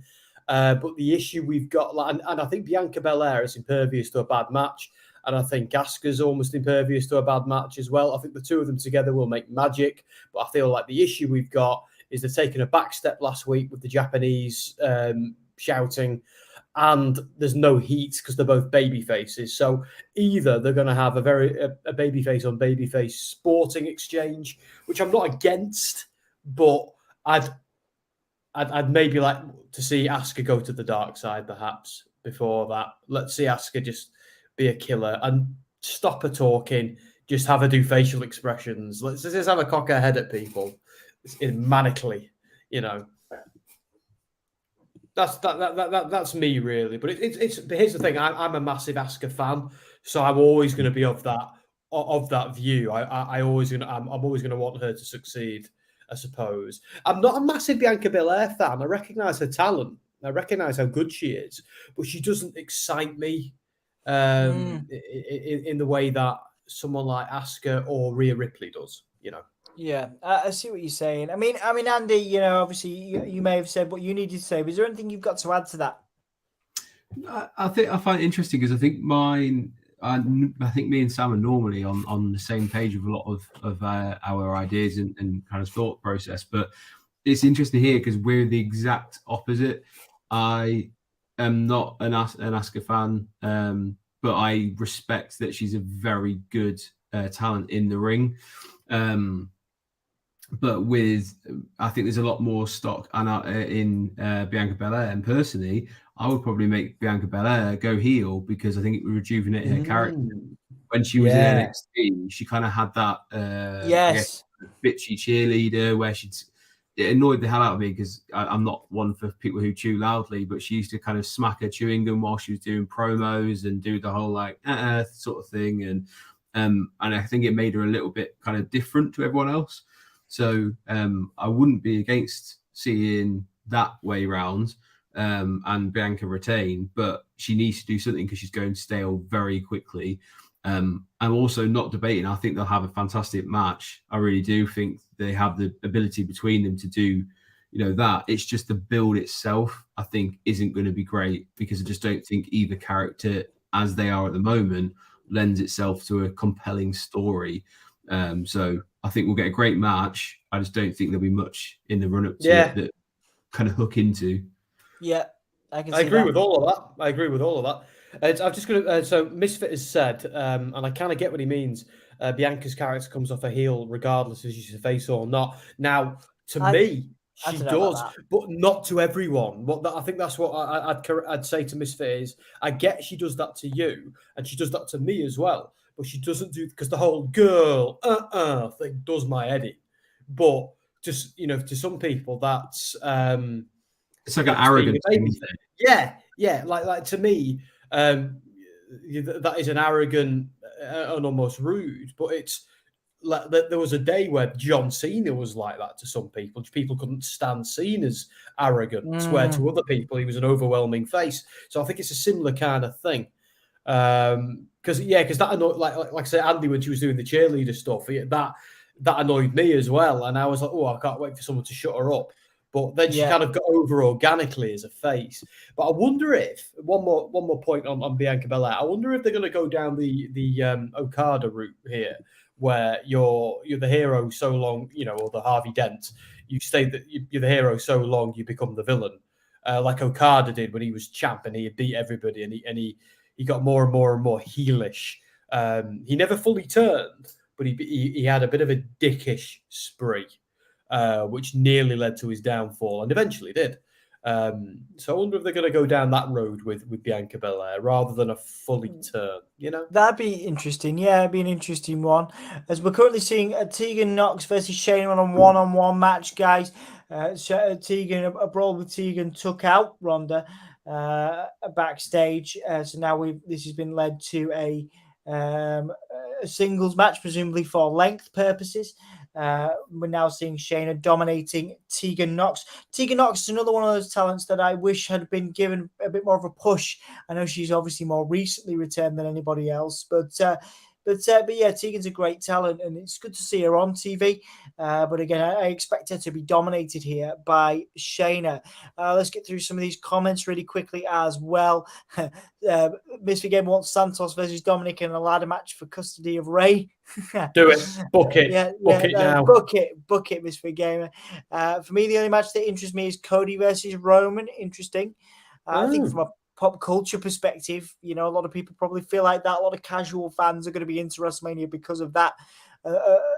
Aside from the potential tease, of course, of John Cena versus Austin Theory. This may get me heat, but I just don't find Bianca interesting as a character yet. She says the same thing over and over. I think you're in good company here as Shayna quickly tapping out Tegan Knox. That was a very quick one. Obviously dominating showing from Shayna. And Natty looking distraught outside. Assuming... Skittles is tapped. Yeah, we're going to get a beat down from anybody. No, is Natalya going to help Tegan? I'm guessing so. Yeah, we're getting Tegan coming out of the ring as she's nursing that arm, of course. Shayna doing the bidding of Ronda there, getting that, almost breaking that arm of Tegan Nox.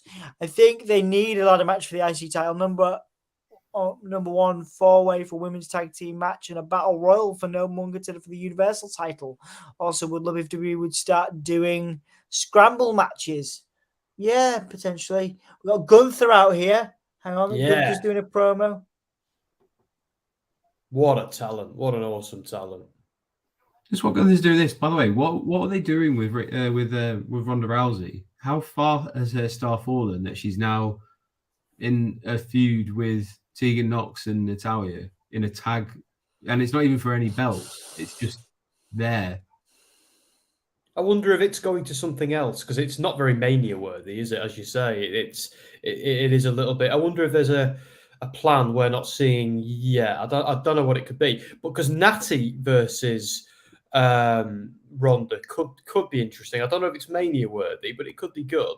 But I wonder if they could be doing. Is Shayna going to turn on her? But again, there seems to be a lot of potential good bad guys seeing the light and turning on their masters. Oh, Bobby's out here, guys. Bobby's out here. Let's get through these comments. We just had Gunther on doing a promo, asking for a WrestleMania opponent, criticizing Adam Pearce's leadership. A lot of people have been doing that, including Chelsea Green recently, of course, humorously. But Gunther asking for a WrestleMania challenger. So I think we'll get that ladder match. I think we'll get, which seems to be a WrestleMania tradition. I think we'll see that solidified in the next week or so. Gunther asking for a worthy challenge. I think those guys in that ring that were there earlier could be that. We're now getting Bobby out here. Bobby's out here. There's we got the Bray Wyatt cut off, and we've gone to a break. So that the moth flashed on the screen there. So we'll get the banner ready for the eventual return after the break. Bobby's out here. Yes, indeed. I disagree with Sassy. Not everyone belongs on WrestleMania. Interesting. Good to have that debate. Of course, that is what we are here for. So Sassy wants that ladder match for the IC Championship.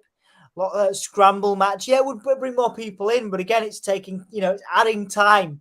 And if we know anything, I mean, I'm not a biggest AEW fan, but those long pay-per-views in the past that WWE have done that AEW do, they drag, man. I mean, Anthony's setting up to do what, 6 hours on Sunday potentially? I don't envy that.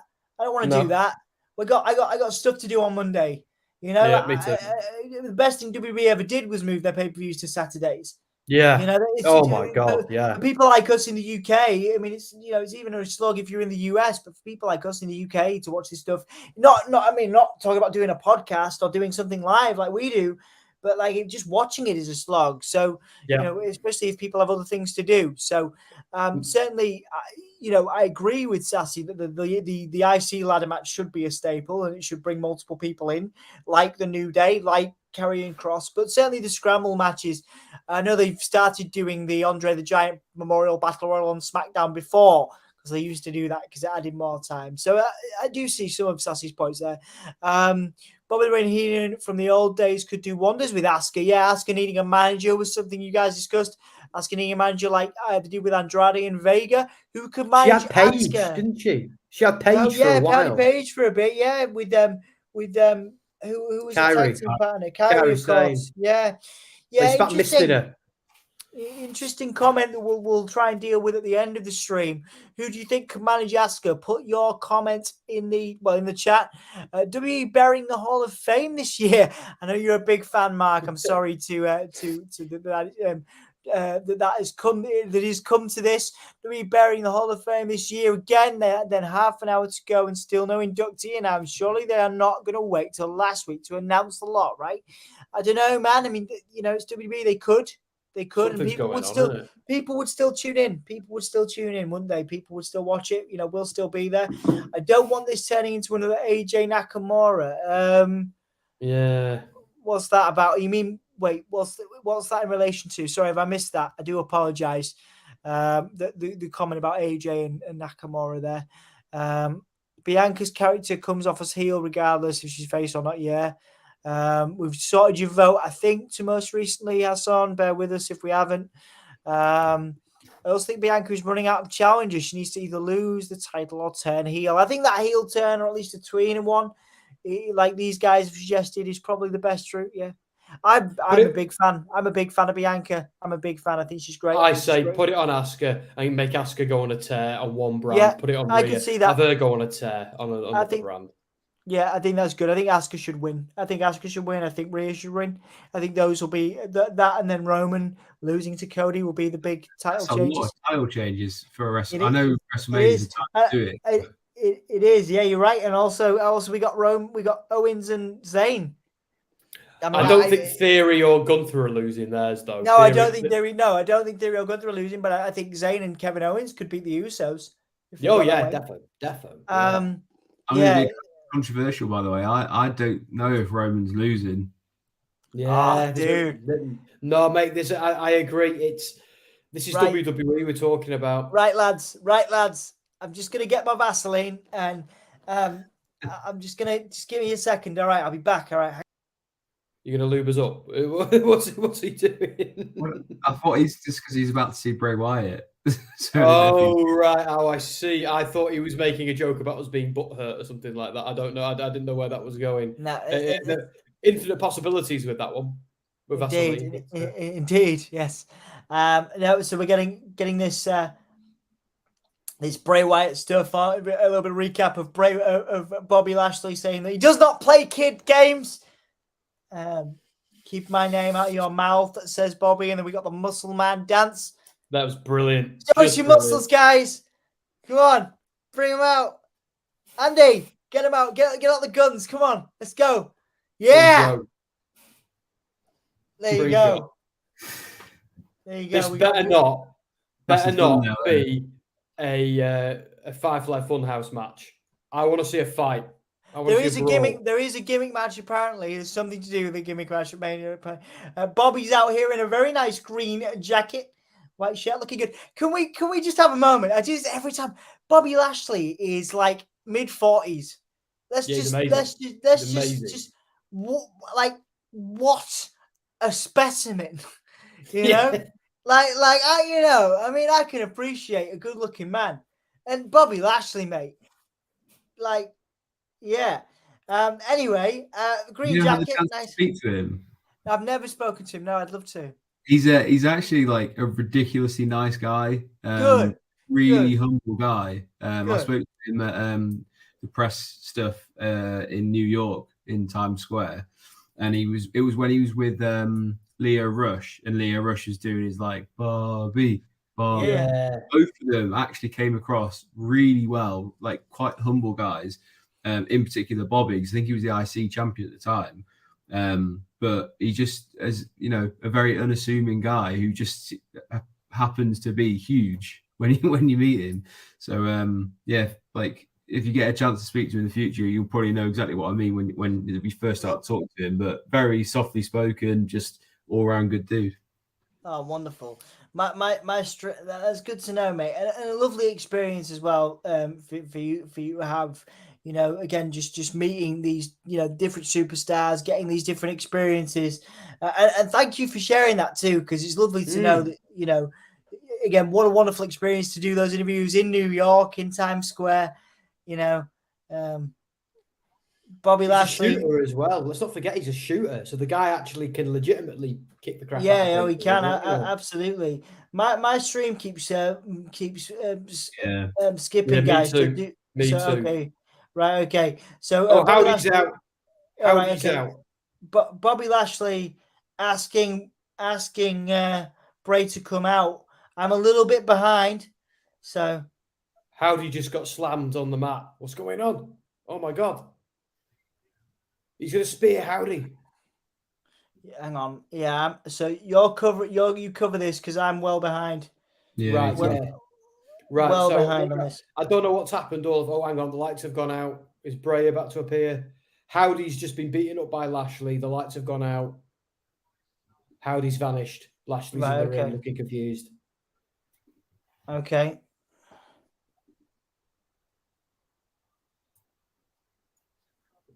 Oh, well, that was interesting. Okay, so Bobby looked like from my stream cut back in with Bobby looking dominant there. How he got the drop on Uncle Howdy there. Something went wrong for the the Howdy and Bray connection. Okay. I've got Jimmy Uso talking to Roman now. Yeah, that's what I've got now. Yeah. Misfit saying that was 1,000% Bo's voice. I'm inclined to agree. Yeah, no, I think we've definitely got to the. We're definitely talking. It's Bo Dallas now. Oh, my bloody stream died again. What's going on with this? I thought it was my internet, but it's doing it for you guys. No, it's doing it for us as well. It's BT Sport, isn't it? It's got to be. Yeah, BT Sport once again. Yeah. Don't make me tweet BT Sport. I'll do it. So Roman now saying that he's done everything for Jey. Doesn't feel appreciated.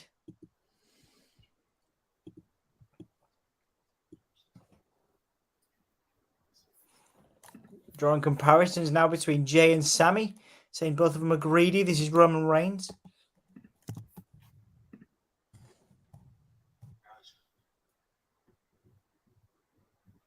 All right. Jimmy being told to get rid of Sami Zayn. If you get rid of Sami Zayn, if you get rid of Sami Zayn, Jey will come home, says Roman. I've got a really weird delayed lip sync going on. It's the same for you guys, but it's it's well off on audio. It's recovered itself on mine, but only just. It was a bit. It was funny. What's Heyman saying? That was wonderful, my Travel Chief. So obviously some manipulation. I love the twitches Roman's doing with he's getting more and more unhinged. Yeah. Jay's got 1 week, says Roman. Do you understand? Okay, Jey has 1 week to sort his alignment.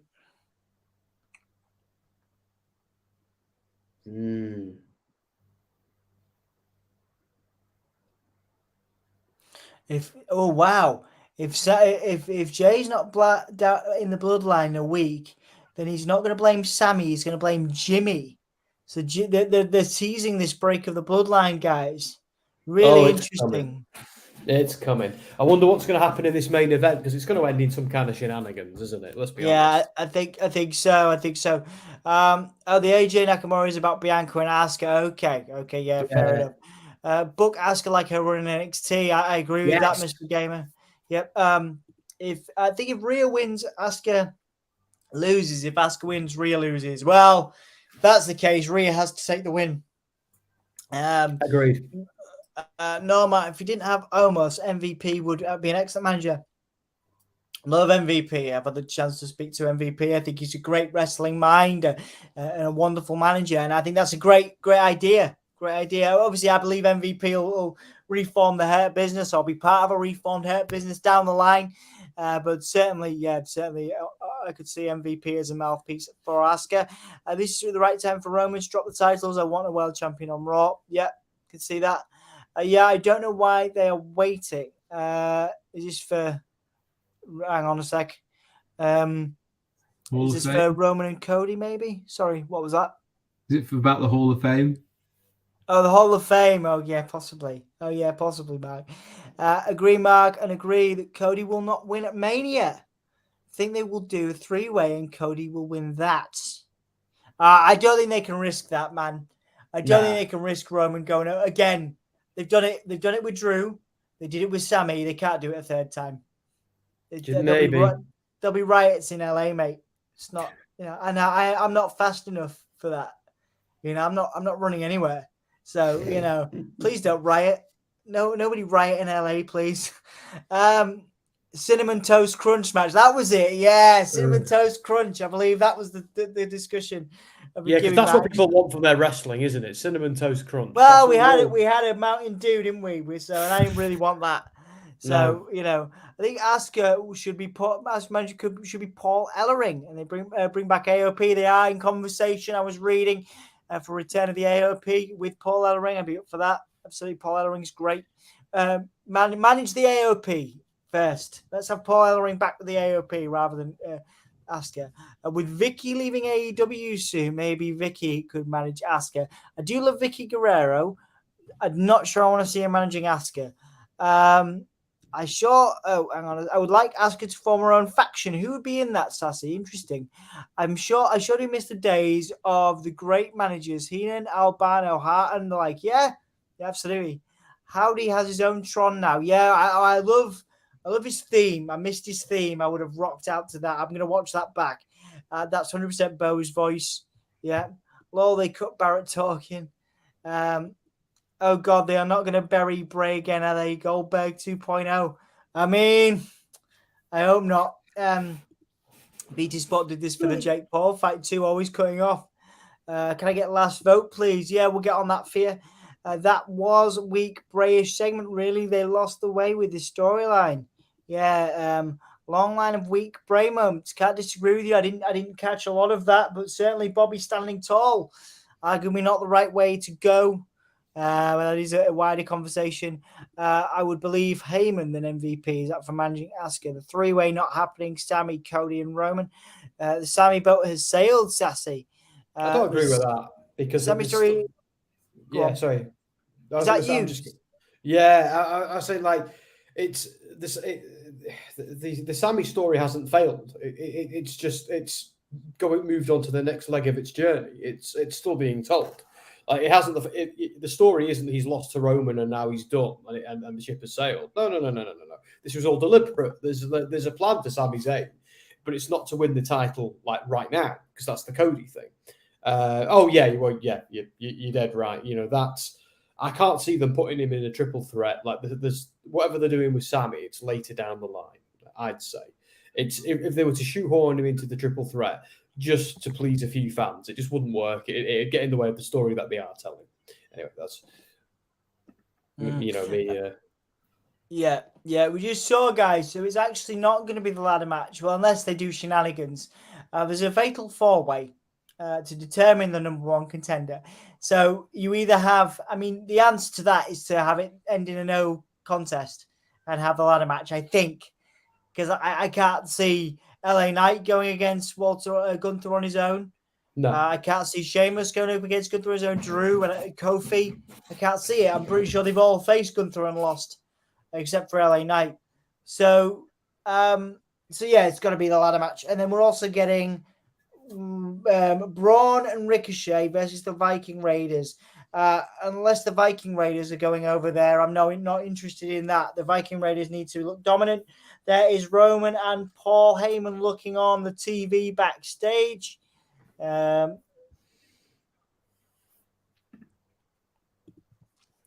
got some new comments to get through. We'll try and get those through as Sami comes out.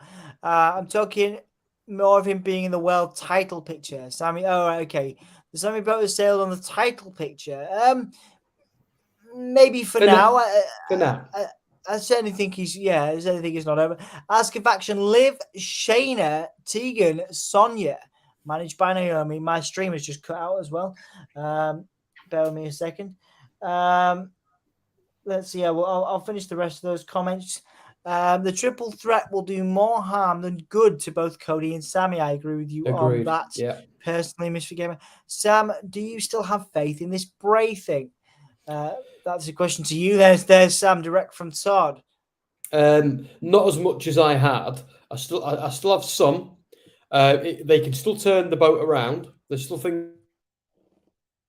Oh, has Sam gone for you, Andy? Are you still with me? I haven't got Sam. Yeah, I'm still here. Okay, good. They all kind of went up for a second. Okay, cool. Well, Sam's frozen a little bit, but at least I still have you with me as we go into this. Okay, so Sami's coming straight out here. Sami coming straight out, and then Solo attacking straight. Well, Sami attacking Solo straight away. Sami going straight for Solo here, and then Jimmy in there. Jimmy being taken out. And now Solo being taken out by Sami. A great start from Sami Zayn carrying all the momentum here. Do apologize, guys. We've had a lot of issues with BT Sport tonight, so I do apologize for the slight delay on our streams, but we will catch you up as best we can as Sami wearing that fantastic Sami Uso t-shirt painted over with the Sami Zayn or gaffer taped over with the Sami Zayn. Love that shirt. Solo getting psyched up. The bell has rung, guys. Let's I'll make sure the poll is in there for Norma. If we haven't done it already, bear with me a second. I will do that for you. Yeah, we have not done that. I will do that for you now. Hassan, I do apologize for the wait there. Right. Who wins? Sami or Solo? Now, I've got to give this to Sami again. Shenanigans. Yeah, I've got to give this to Sami. He needs the momentum. Yeah. I think Kevin Owens is coming out tonight. Yeah. Yeah.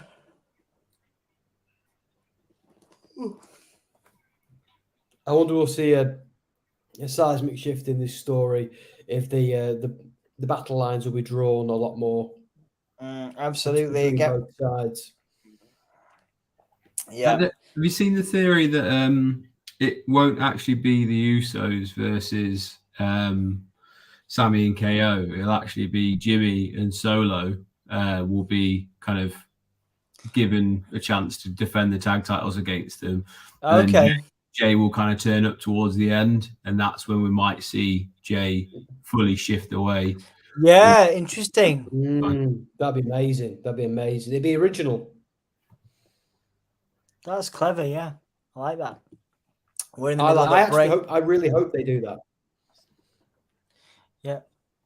We are in the middle of a break, the last break of SmackDown, guys. Let's do the roundup. We'll do the roundup, and then we'll obviously go back over it at the end.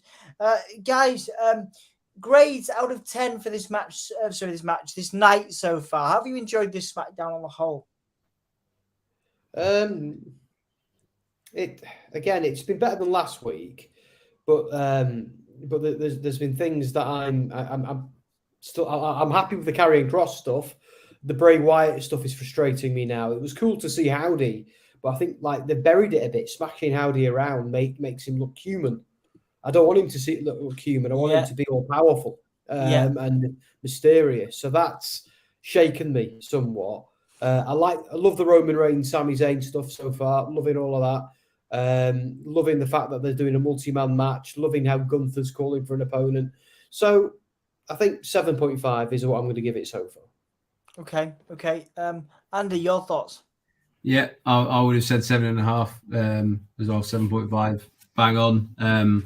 I think the kind of whole theme of this SmackDown was summed up in the first opening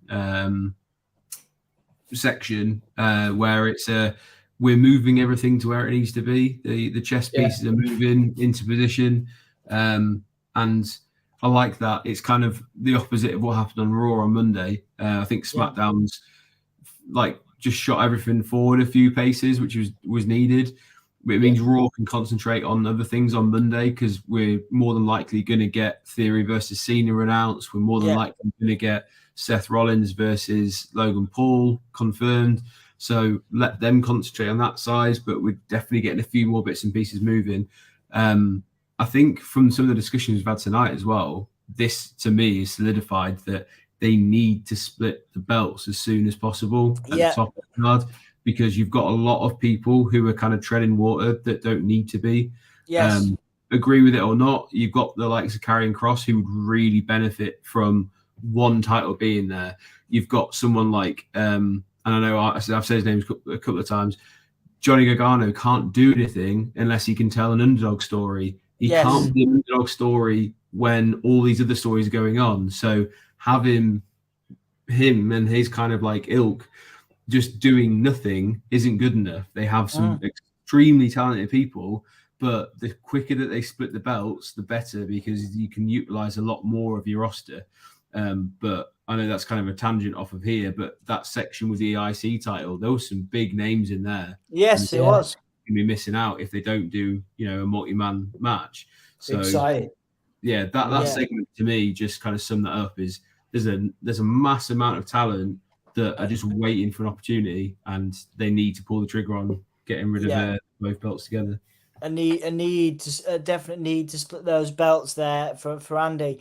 Look, I like Bray Wyatt, I really do, but since Extreme Rules, he hasn't really done much. Can't really argue with that, and obviously, you guys know I'm such a huge Bray fan. He's my favorite wrestler, favorite performer. Yeah, I can't. I don't really have the strength to argue with you on that. Really, for me, it's been since the Rumble. I liked everything up until the Rumble. For me, I think it's a movie. It's a movie and a comic book on a 2-hour TV show. You can't tell. You know, if this was all Bray Wyatt, then they could have time to tell the story, but it's not, and it's a TV show, and it has to appeal.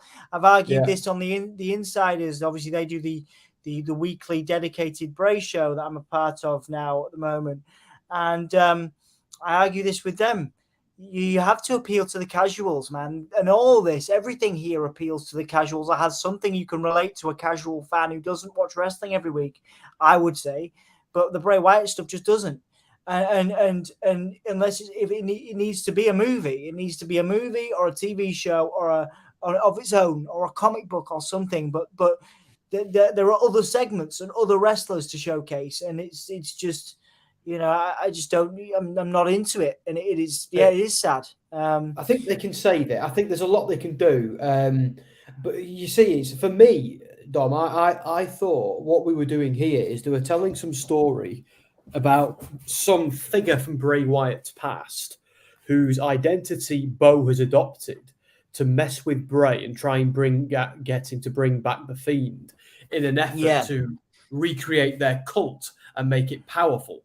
But I feel like since the LA Knight feud, that story, which is where I thought they were going, seems to have fallen by the wayside. And it's almost like they lost, like, if they can go back to that, then awesome. But it doesn't look like they're going to do that before Mania now. So maybe this is SummerSlam. Maybe this whole Uncle Howdy. I wanted Uncle Howdy to be some kind of cult mastermind who was trying to bring the darkness out of Bray, and Bray was going to defeat the darkness as a babyface. And maybe they can still do that. But that's how I interpreted all this when it started. You know. I totally agree, and I do want Andy's thoughts on that. I just want to just bring your attention to the Sami just hitting a lovely blue thunder bomb, using Solo's momentum against him there. Sami now getting ready to, and I won't forget to come back to you on that point, Andy. Sami going for the haluva kick, but Jimmy, costing Sami there 2, 3. Sami going down to Solo Sikoa, not necessarily the right call. That's another point we will come back to. I'm actually going to make a note to come back to that, because I do think that's a good one to come back to at the end, whether Sami should have lost that match. So let's see what happens at the end of this.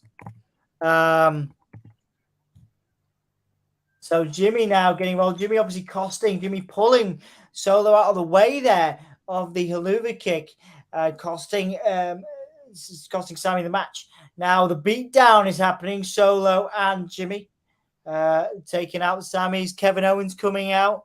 Is Jey coming out? These are questions, of course. I mean, what are you expecting here? Are you expecting Sami, or are you expecting Jey, or both guys?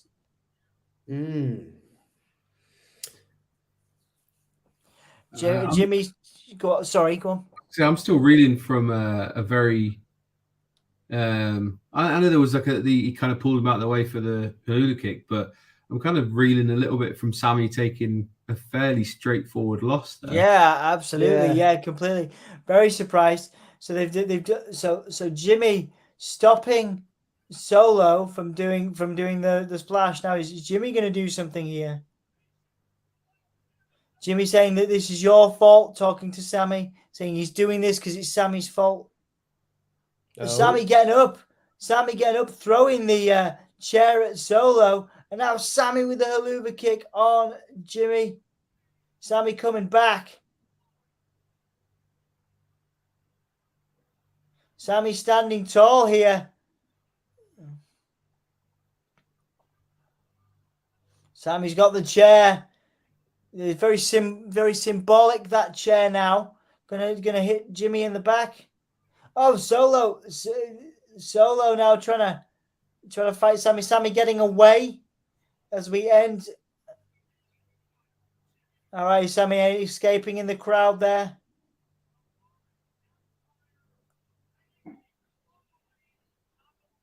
So the Bloodline haven't achieved Roman's objective to end Sami Zayn. Sami Zayn escaping. What did that even mean, though? To kill him? You know what I mean? He's lost the match, but it was a case of injuring him, so he has to go.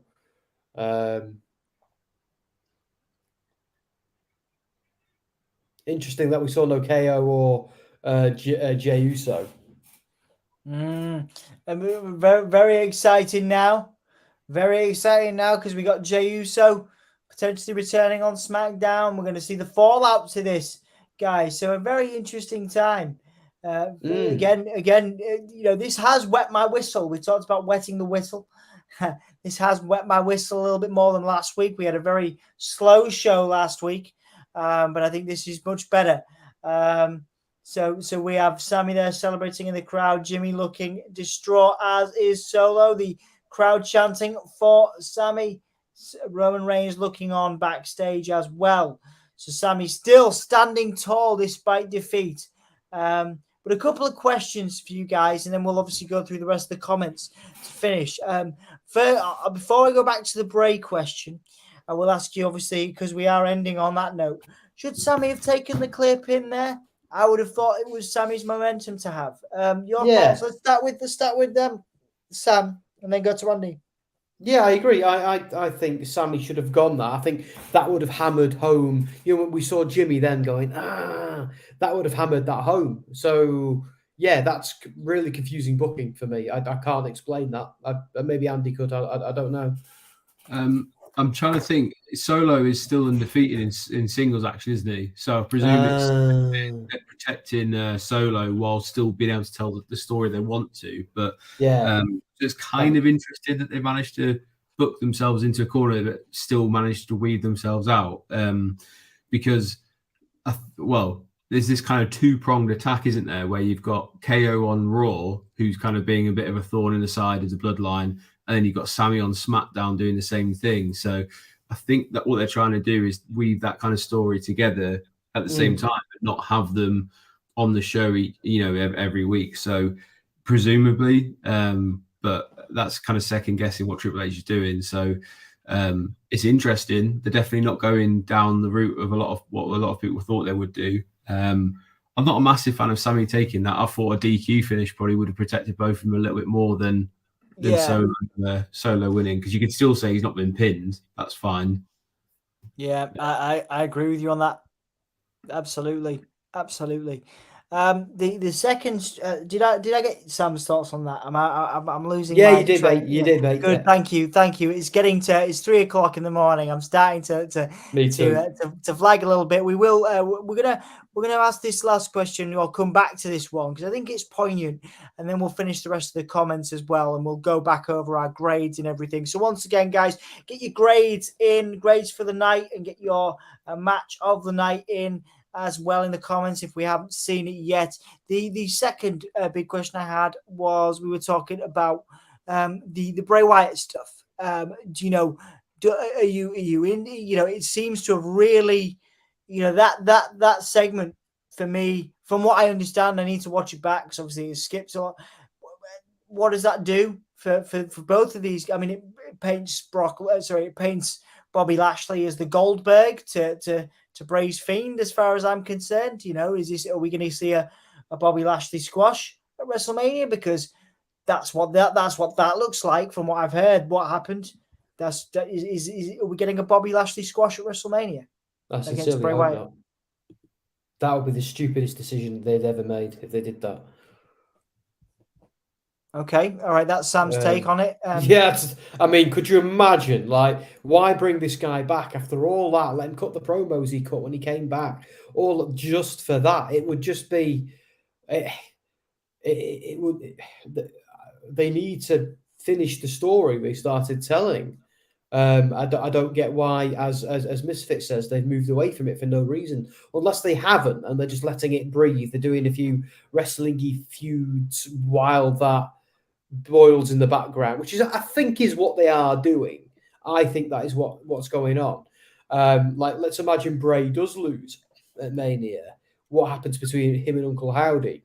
Is Uncle Howdy going to get involved in that match? Is Bray going to win and go, are we going to see Uncle Howdy pulling his strings? That we need to see. I want to see a good wrestling match at Mania between I don't care if it's got gimmicks, but a good fight between Wyatt and Lashley. And I need them to further this Uncle Howdy story in a meaningful way. If they don't do that, I'm going to be frustrated. That's my take on it. Yeah, okay. Andy, your thoughts on that, mate? Yeah, I mean, my theory of the whole Bray Wyatt and Uncle Howdy thing was that Uncle Howdy was supposed to be another kind of personality of Bray Wyatt, and he was kind of like the personality that was saying let the evil come in, etc., and like embrace it. And I still think they could go down that route of he's just a physical embodiment of that personality, because we've seen them with when they all came back around the ring with the Firefly Funhouse. Again, we saw the physical embodiments of it. They could still do that. So I wouldn't be surprised. That I can't see how Wyatt loses, because he lost last year. Was it to Randy Orton? Yeah. Because of the kind of shenanigans with. Are they really gonna, when they had those discussions of will you come back to the company? They would have said, he would have had a kind of list of things, have said, I'll come back if I'm allowed to do this, this, and this. I would be shocked if his plan was, I'll squash me at WrestleMania against Bobby Lashley. There's no way, surely. So something's happened where they've kind of diverted off, because Alexa Bliss is conspicuous by her absence on Raw. They've dropped that whole angle of like she was being tormented by Uncle Howdy.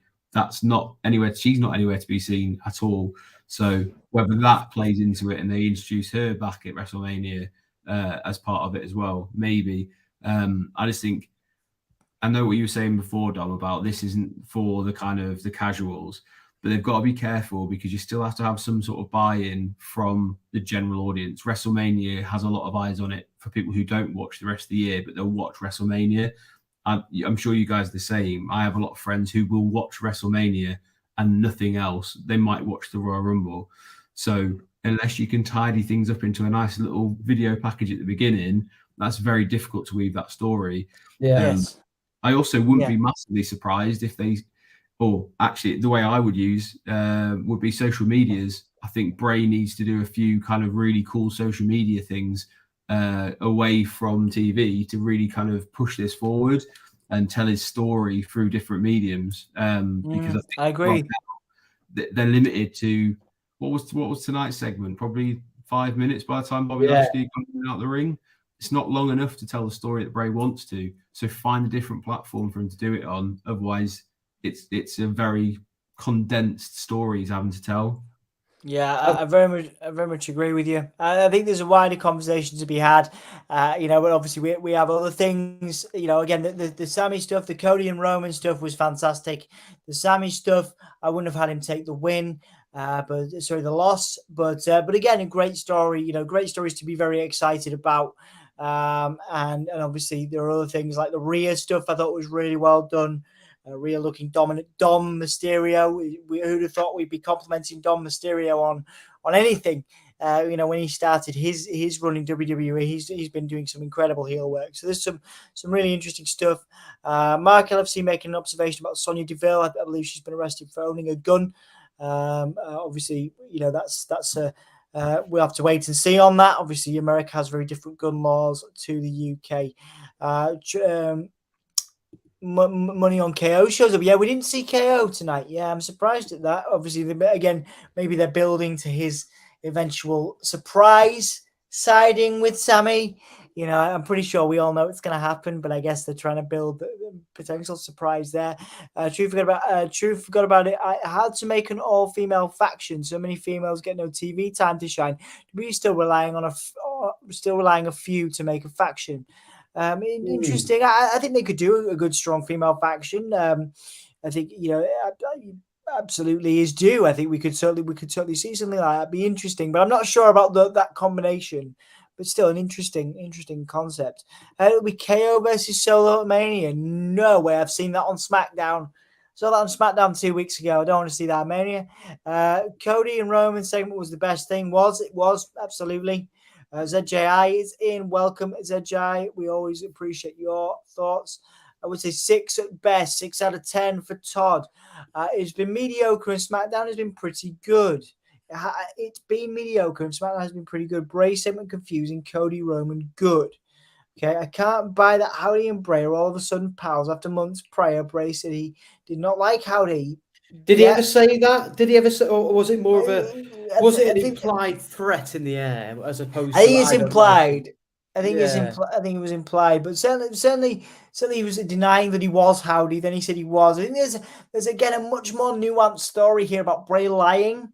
Lying in the interview that he did, the kayfabe interview, and basically Bray being a liar. A lot more nuances here that I think are more for fans like us that are invested week on week. But unfortunately, again, it doesn't translate. If this was a book, if this was a book and we were reading the pages each week, and we only had time, and this was a book club. The Give Me a Whole Year book club, and the book was about Bray's current storyline. We'd be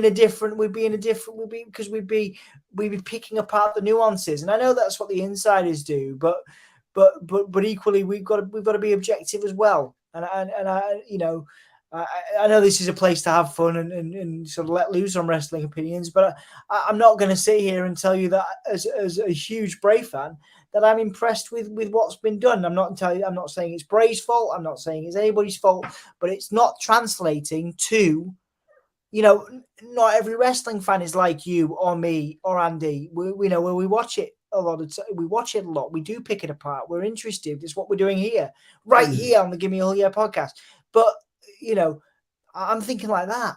I've got a theory. Sorry, mate.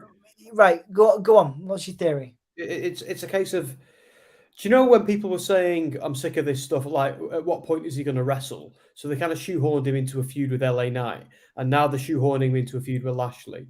I wonder if that was them responding to that criticism, and they're dragging out the Uncle Howdy stuff by having him do a few wrestling matches and stuff like that. I wonder if, like, the original idea was him up against Howdy at Mania, and maybe they'll move it to SummerSlam, because it's got to blow off somewhere, whatever it is. So I wonder if that was just, I wonder if they're spinning the wheels with Bray Wyatt. There is a plan, but they're trying to stick a few matches in there because, it's wrestling. That's my theory. Yeah. Just an idea. Yeah.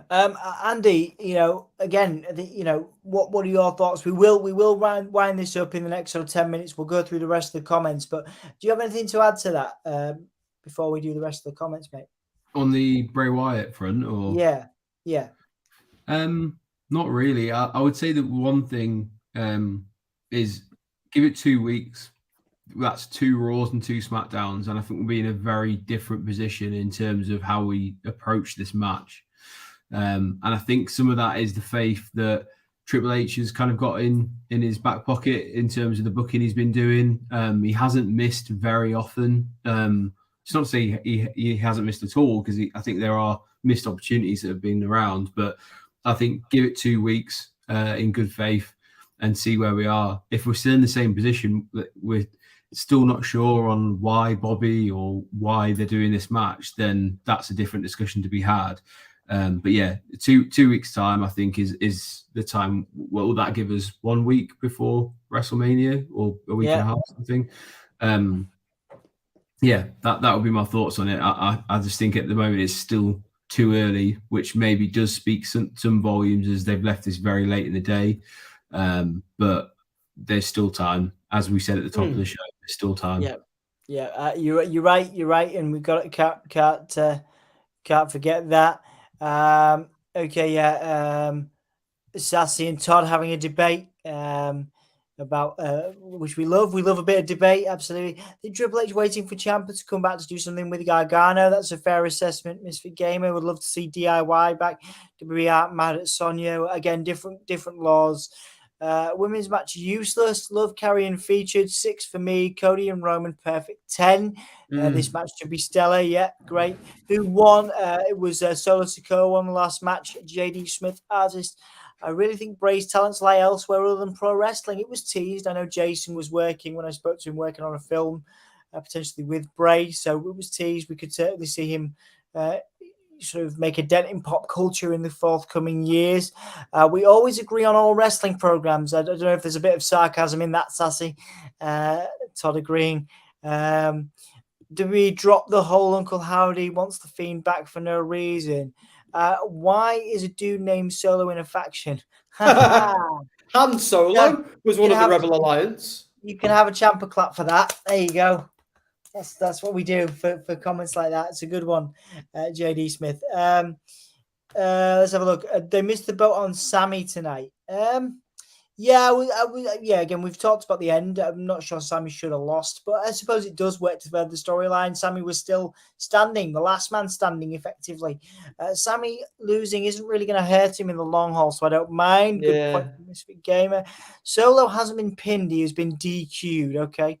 They have to be waiting for Lexi to return, I guess. Well, it's been teased it was her hands playing with the Undertaker figures on the Funhouse a few weeks ago. It was her hands, and obviously she tweeted after that as well, teasing her involvement. So we could see Alexa back in that storyline. Sam, does anyone know what they are doing? Todd seems to be directing a lot of questions to Sam. I don't know if it's because you both agree on stuff. I don't know, but I think we've talked a lot about the Bray thing. I know, Todd, you've had numerous disagreements with various Bray fans, and we appreciate your viewpoint as always, mate. Obviously, we have covered quite a lot of Bray in this chat. Also, Brace's coming back has been made. Zero mention of Alexa at all.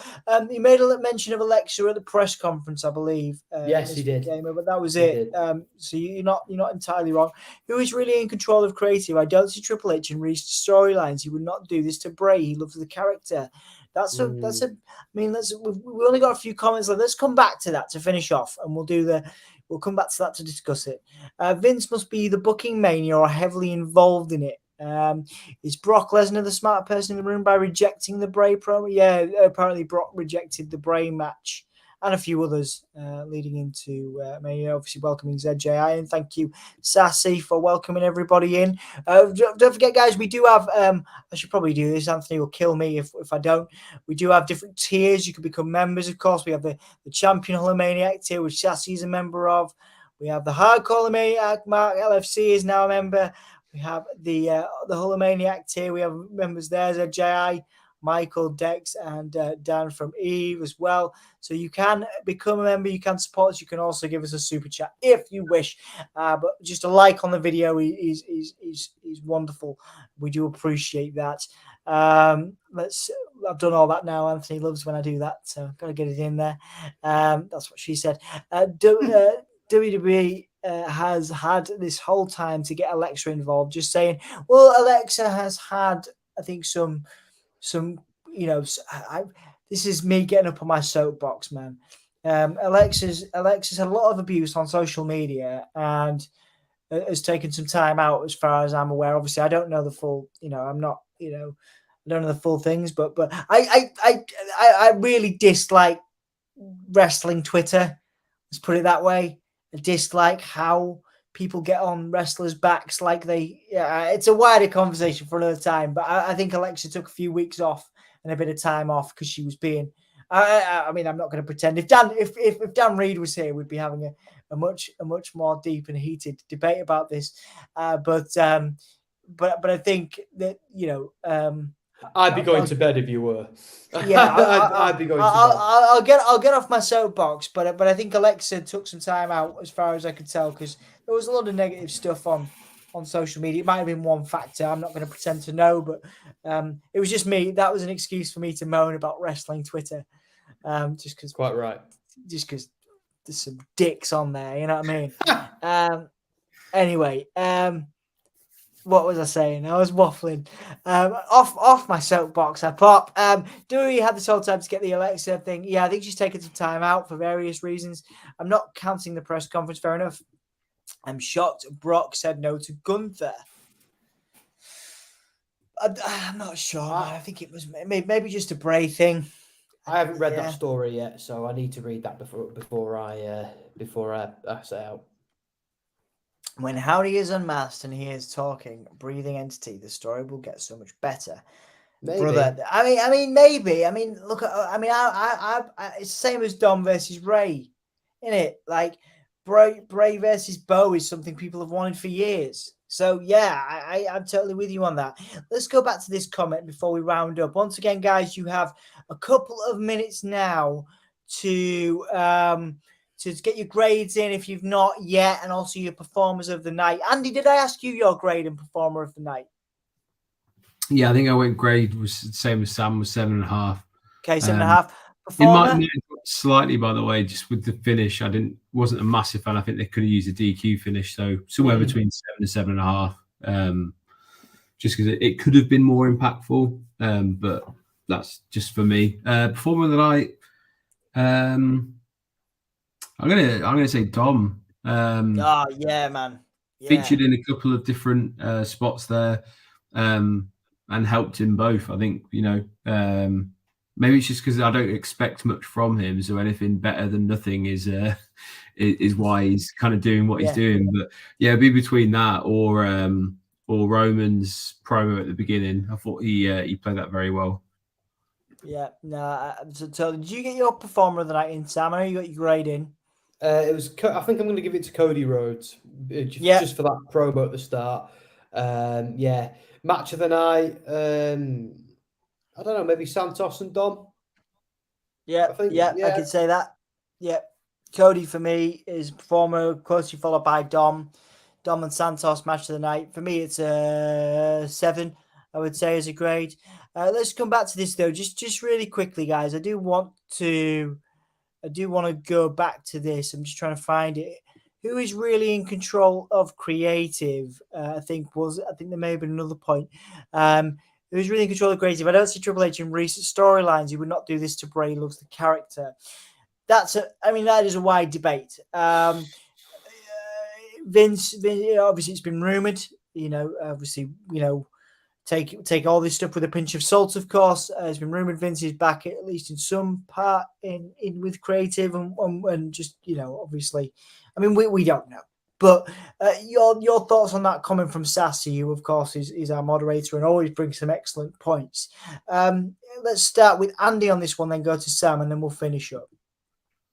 I don't think Vince is actually that is involved as people. I think the problem we've got is people are very afraid of it falling back into the hands of Vince. So at the slightest hint of something they don't like, it's instantly, well, it's Vince.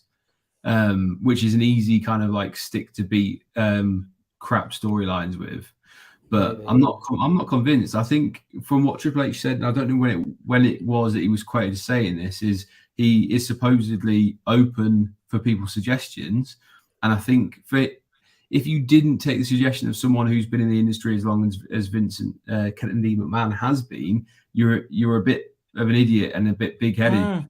Yeah. How can you discredit that? Yes, he got some stuff wrong, but he's also the same person who gave us Rock versus Austin and built those two people up. He's the same person who built John Cena.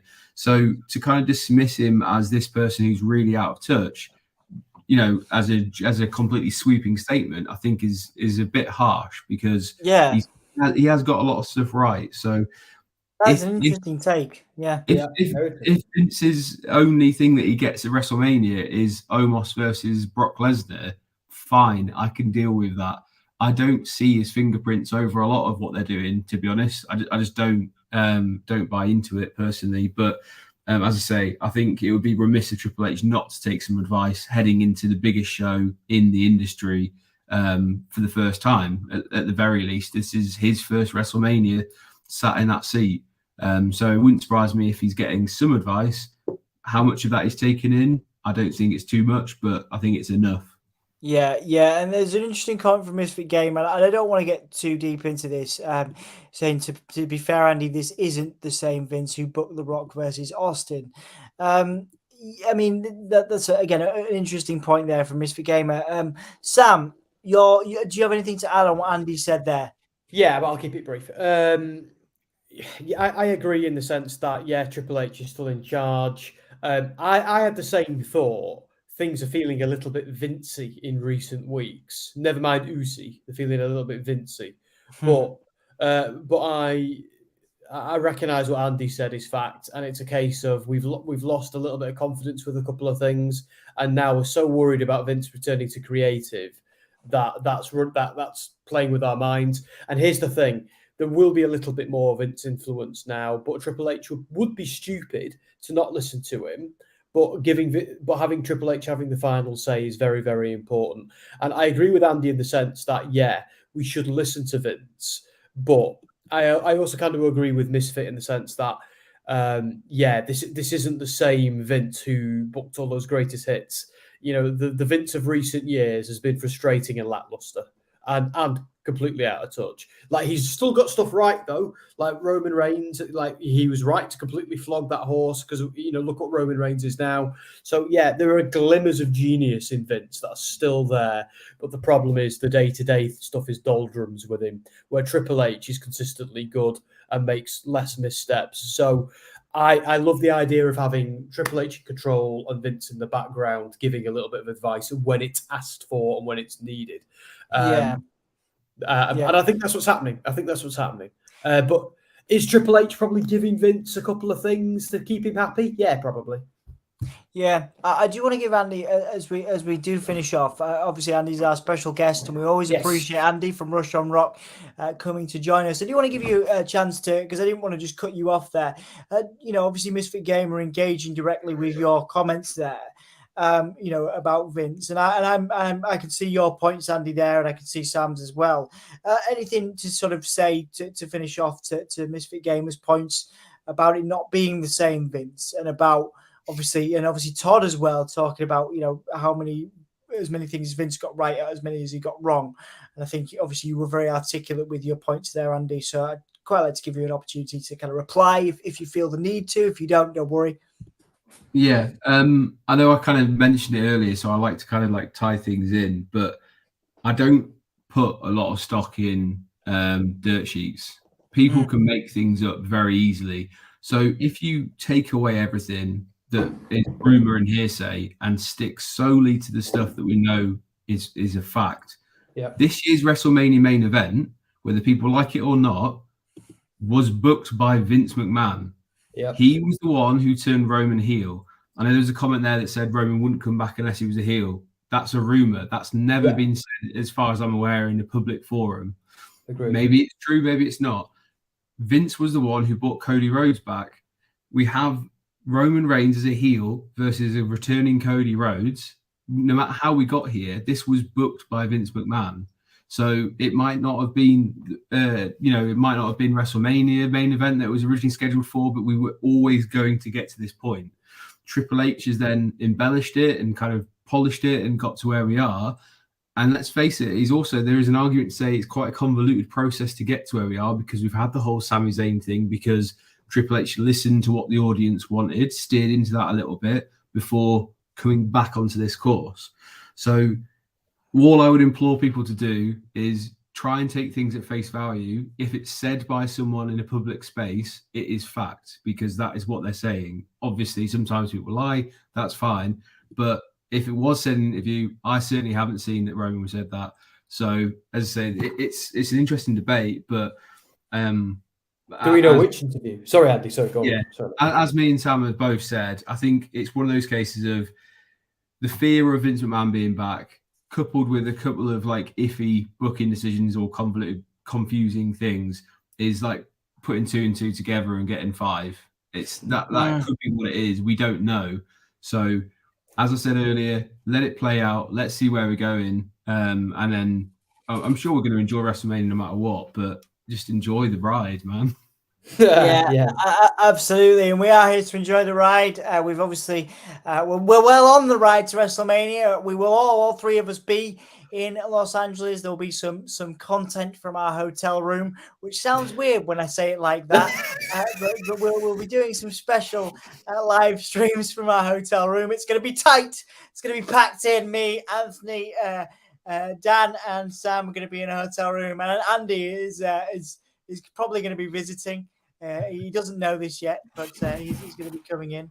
But yeah, we are very excited to have to be at WrestleMania together, to hang out with everybody, and to be part of that this year together. And thank you all so much for joining. Of course, we've just saying Dan's just joined with a comment. Like I say, Dan will be back on Monday with Dan Hargreaves. Will be back with us on Monday. Good to see you, man. We're all going to bed. We have other things to do with our weekend. Say, bloody hell, Dan, go to bed, mate. You've come on at 3:30. What are you doing? Dan will be up and about and doing his thing. He'll be busy. So yeah, very again, really appreciate time and energy, of course, of everybody that's given us a comment. But we've all got we've all got things to be doing, And he's got family. I've got work. Sam, are you off this weekend? Are you having a nice weekend off? Yeah, I'm usually off every weekend, mate, unless I'm doing some stuff for you. Usually on the weekend. Yeah, I'm sorry about that. I don't whip him. I don't like. You don't have to. It's all right. I get paid. It's all good. I get paid. It's all good. It's all good. It's all good. Anyway, yeah, I appreciate you all being here. You don't have to be here, and I appreciate Sam, you being here, and Andy, of course. Love seeing you, and anytime you want to come on, I love it, mate. I honestly really do. It makes the shows more fun, and yeah. So thank you for that, and yeah, we'll be here next week on SmackDown for another twist, another bump in the ride on the road to WrestleMania. So we will see you guys next week on Friday. Maybe it'll be me. Well, it'll definitely be me. Definitely be Sam. Maybe it'll be Andy. I'd love to, no pressure, but we should have. You're more than welcome back anytime. But get some sleep. Dynamite's ass. Kicking Dynamite's ass. Yeah. We didn't do. Yeah, we're doing better numbers than the other shows this week. We didn't last week, but this week, because of Andy, we're doing better numbers. I'm putting it down to Andy and Andy being here with the wonderful debates that we get when Andy's on. What was I saying? Go to sleep. He did that to me, Dan. He did that to me, Dan. That's how it starts. That's how it starts. Yeah. I'm forcing Andy. Andy's now. Yeah, I'm pretty sure that is what I did, didn't I? I just was like, "Oh, do you want to come and join?" And you got addicted. That was the thing, Sam. You can't tell. I didn't tell you to come back. No. I was gaslit. I was gaslit for no. months. That's not the way it went down. In a good way. I'm happy. Not how it went down. None of you need to be here. You don't have to be here. I'm happy for you to be here. I love it. If you want to come, you can come. This is all. I'm too tired. I'm sleepy. This is all sounding a bit weird. We'll take the conversation to the hotel room in Los Angeles. Anyway. I'm gonna end the stream. Everybody go to bed. See you all soon. Dan will be here on Monday. Actually, Anthony will be here before that for AEW, whatever the pay-per-view's called. Not a great fan. What Revolution? AEW Revolution on Sunday. I might join him for a bit of it. Yeah. Cool. Thanks for watching. Go check out Andy. Go follow him on Twitter. His Twitter's there. Go follow Sam on Twitter. His Twitter's there. Go check out RushOnRock.com for some wonderful wrestling features. Come and check out Soundsphere for one of Andy's wonderful wrestling features in the next couple of days. Go and follow WrestleSphere because me and Sam are on that. Do that. Anything else, please, lads? Anything else? Deserto. Go and follow Deserto for gaming content. Yeah, good. Cool. It's time to go. See you guys later. I need to find us an outro before I go. Hang on. I'm gonna. Let's have a think. What we do? Let's do. We've already had Darby. Big E will do. Yeah, let's do Big E. See you guys later. Jazz hands. Oh yeah! Bye. Oh yeah. This is Big E from the New Day. Give me that, oh yeah. Give it to me. I need it.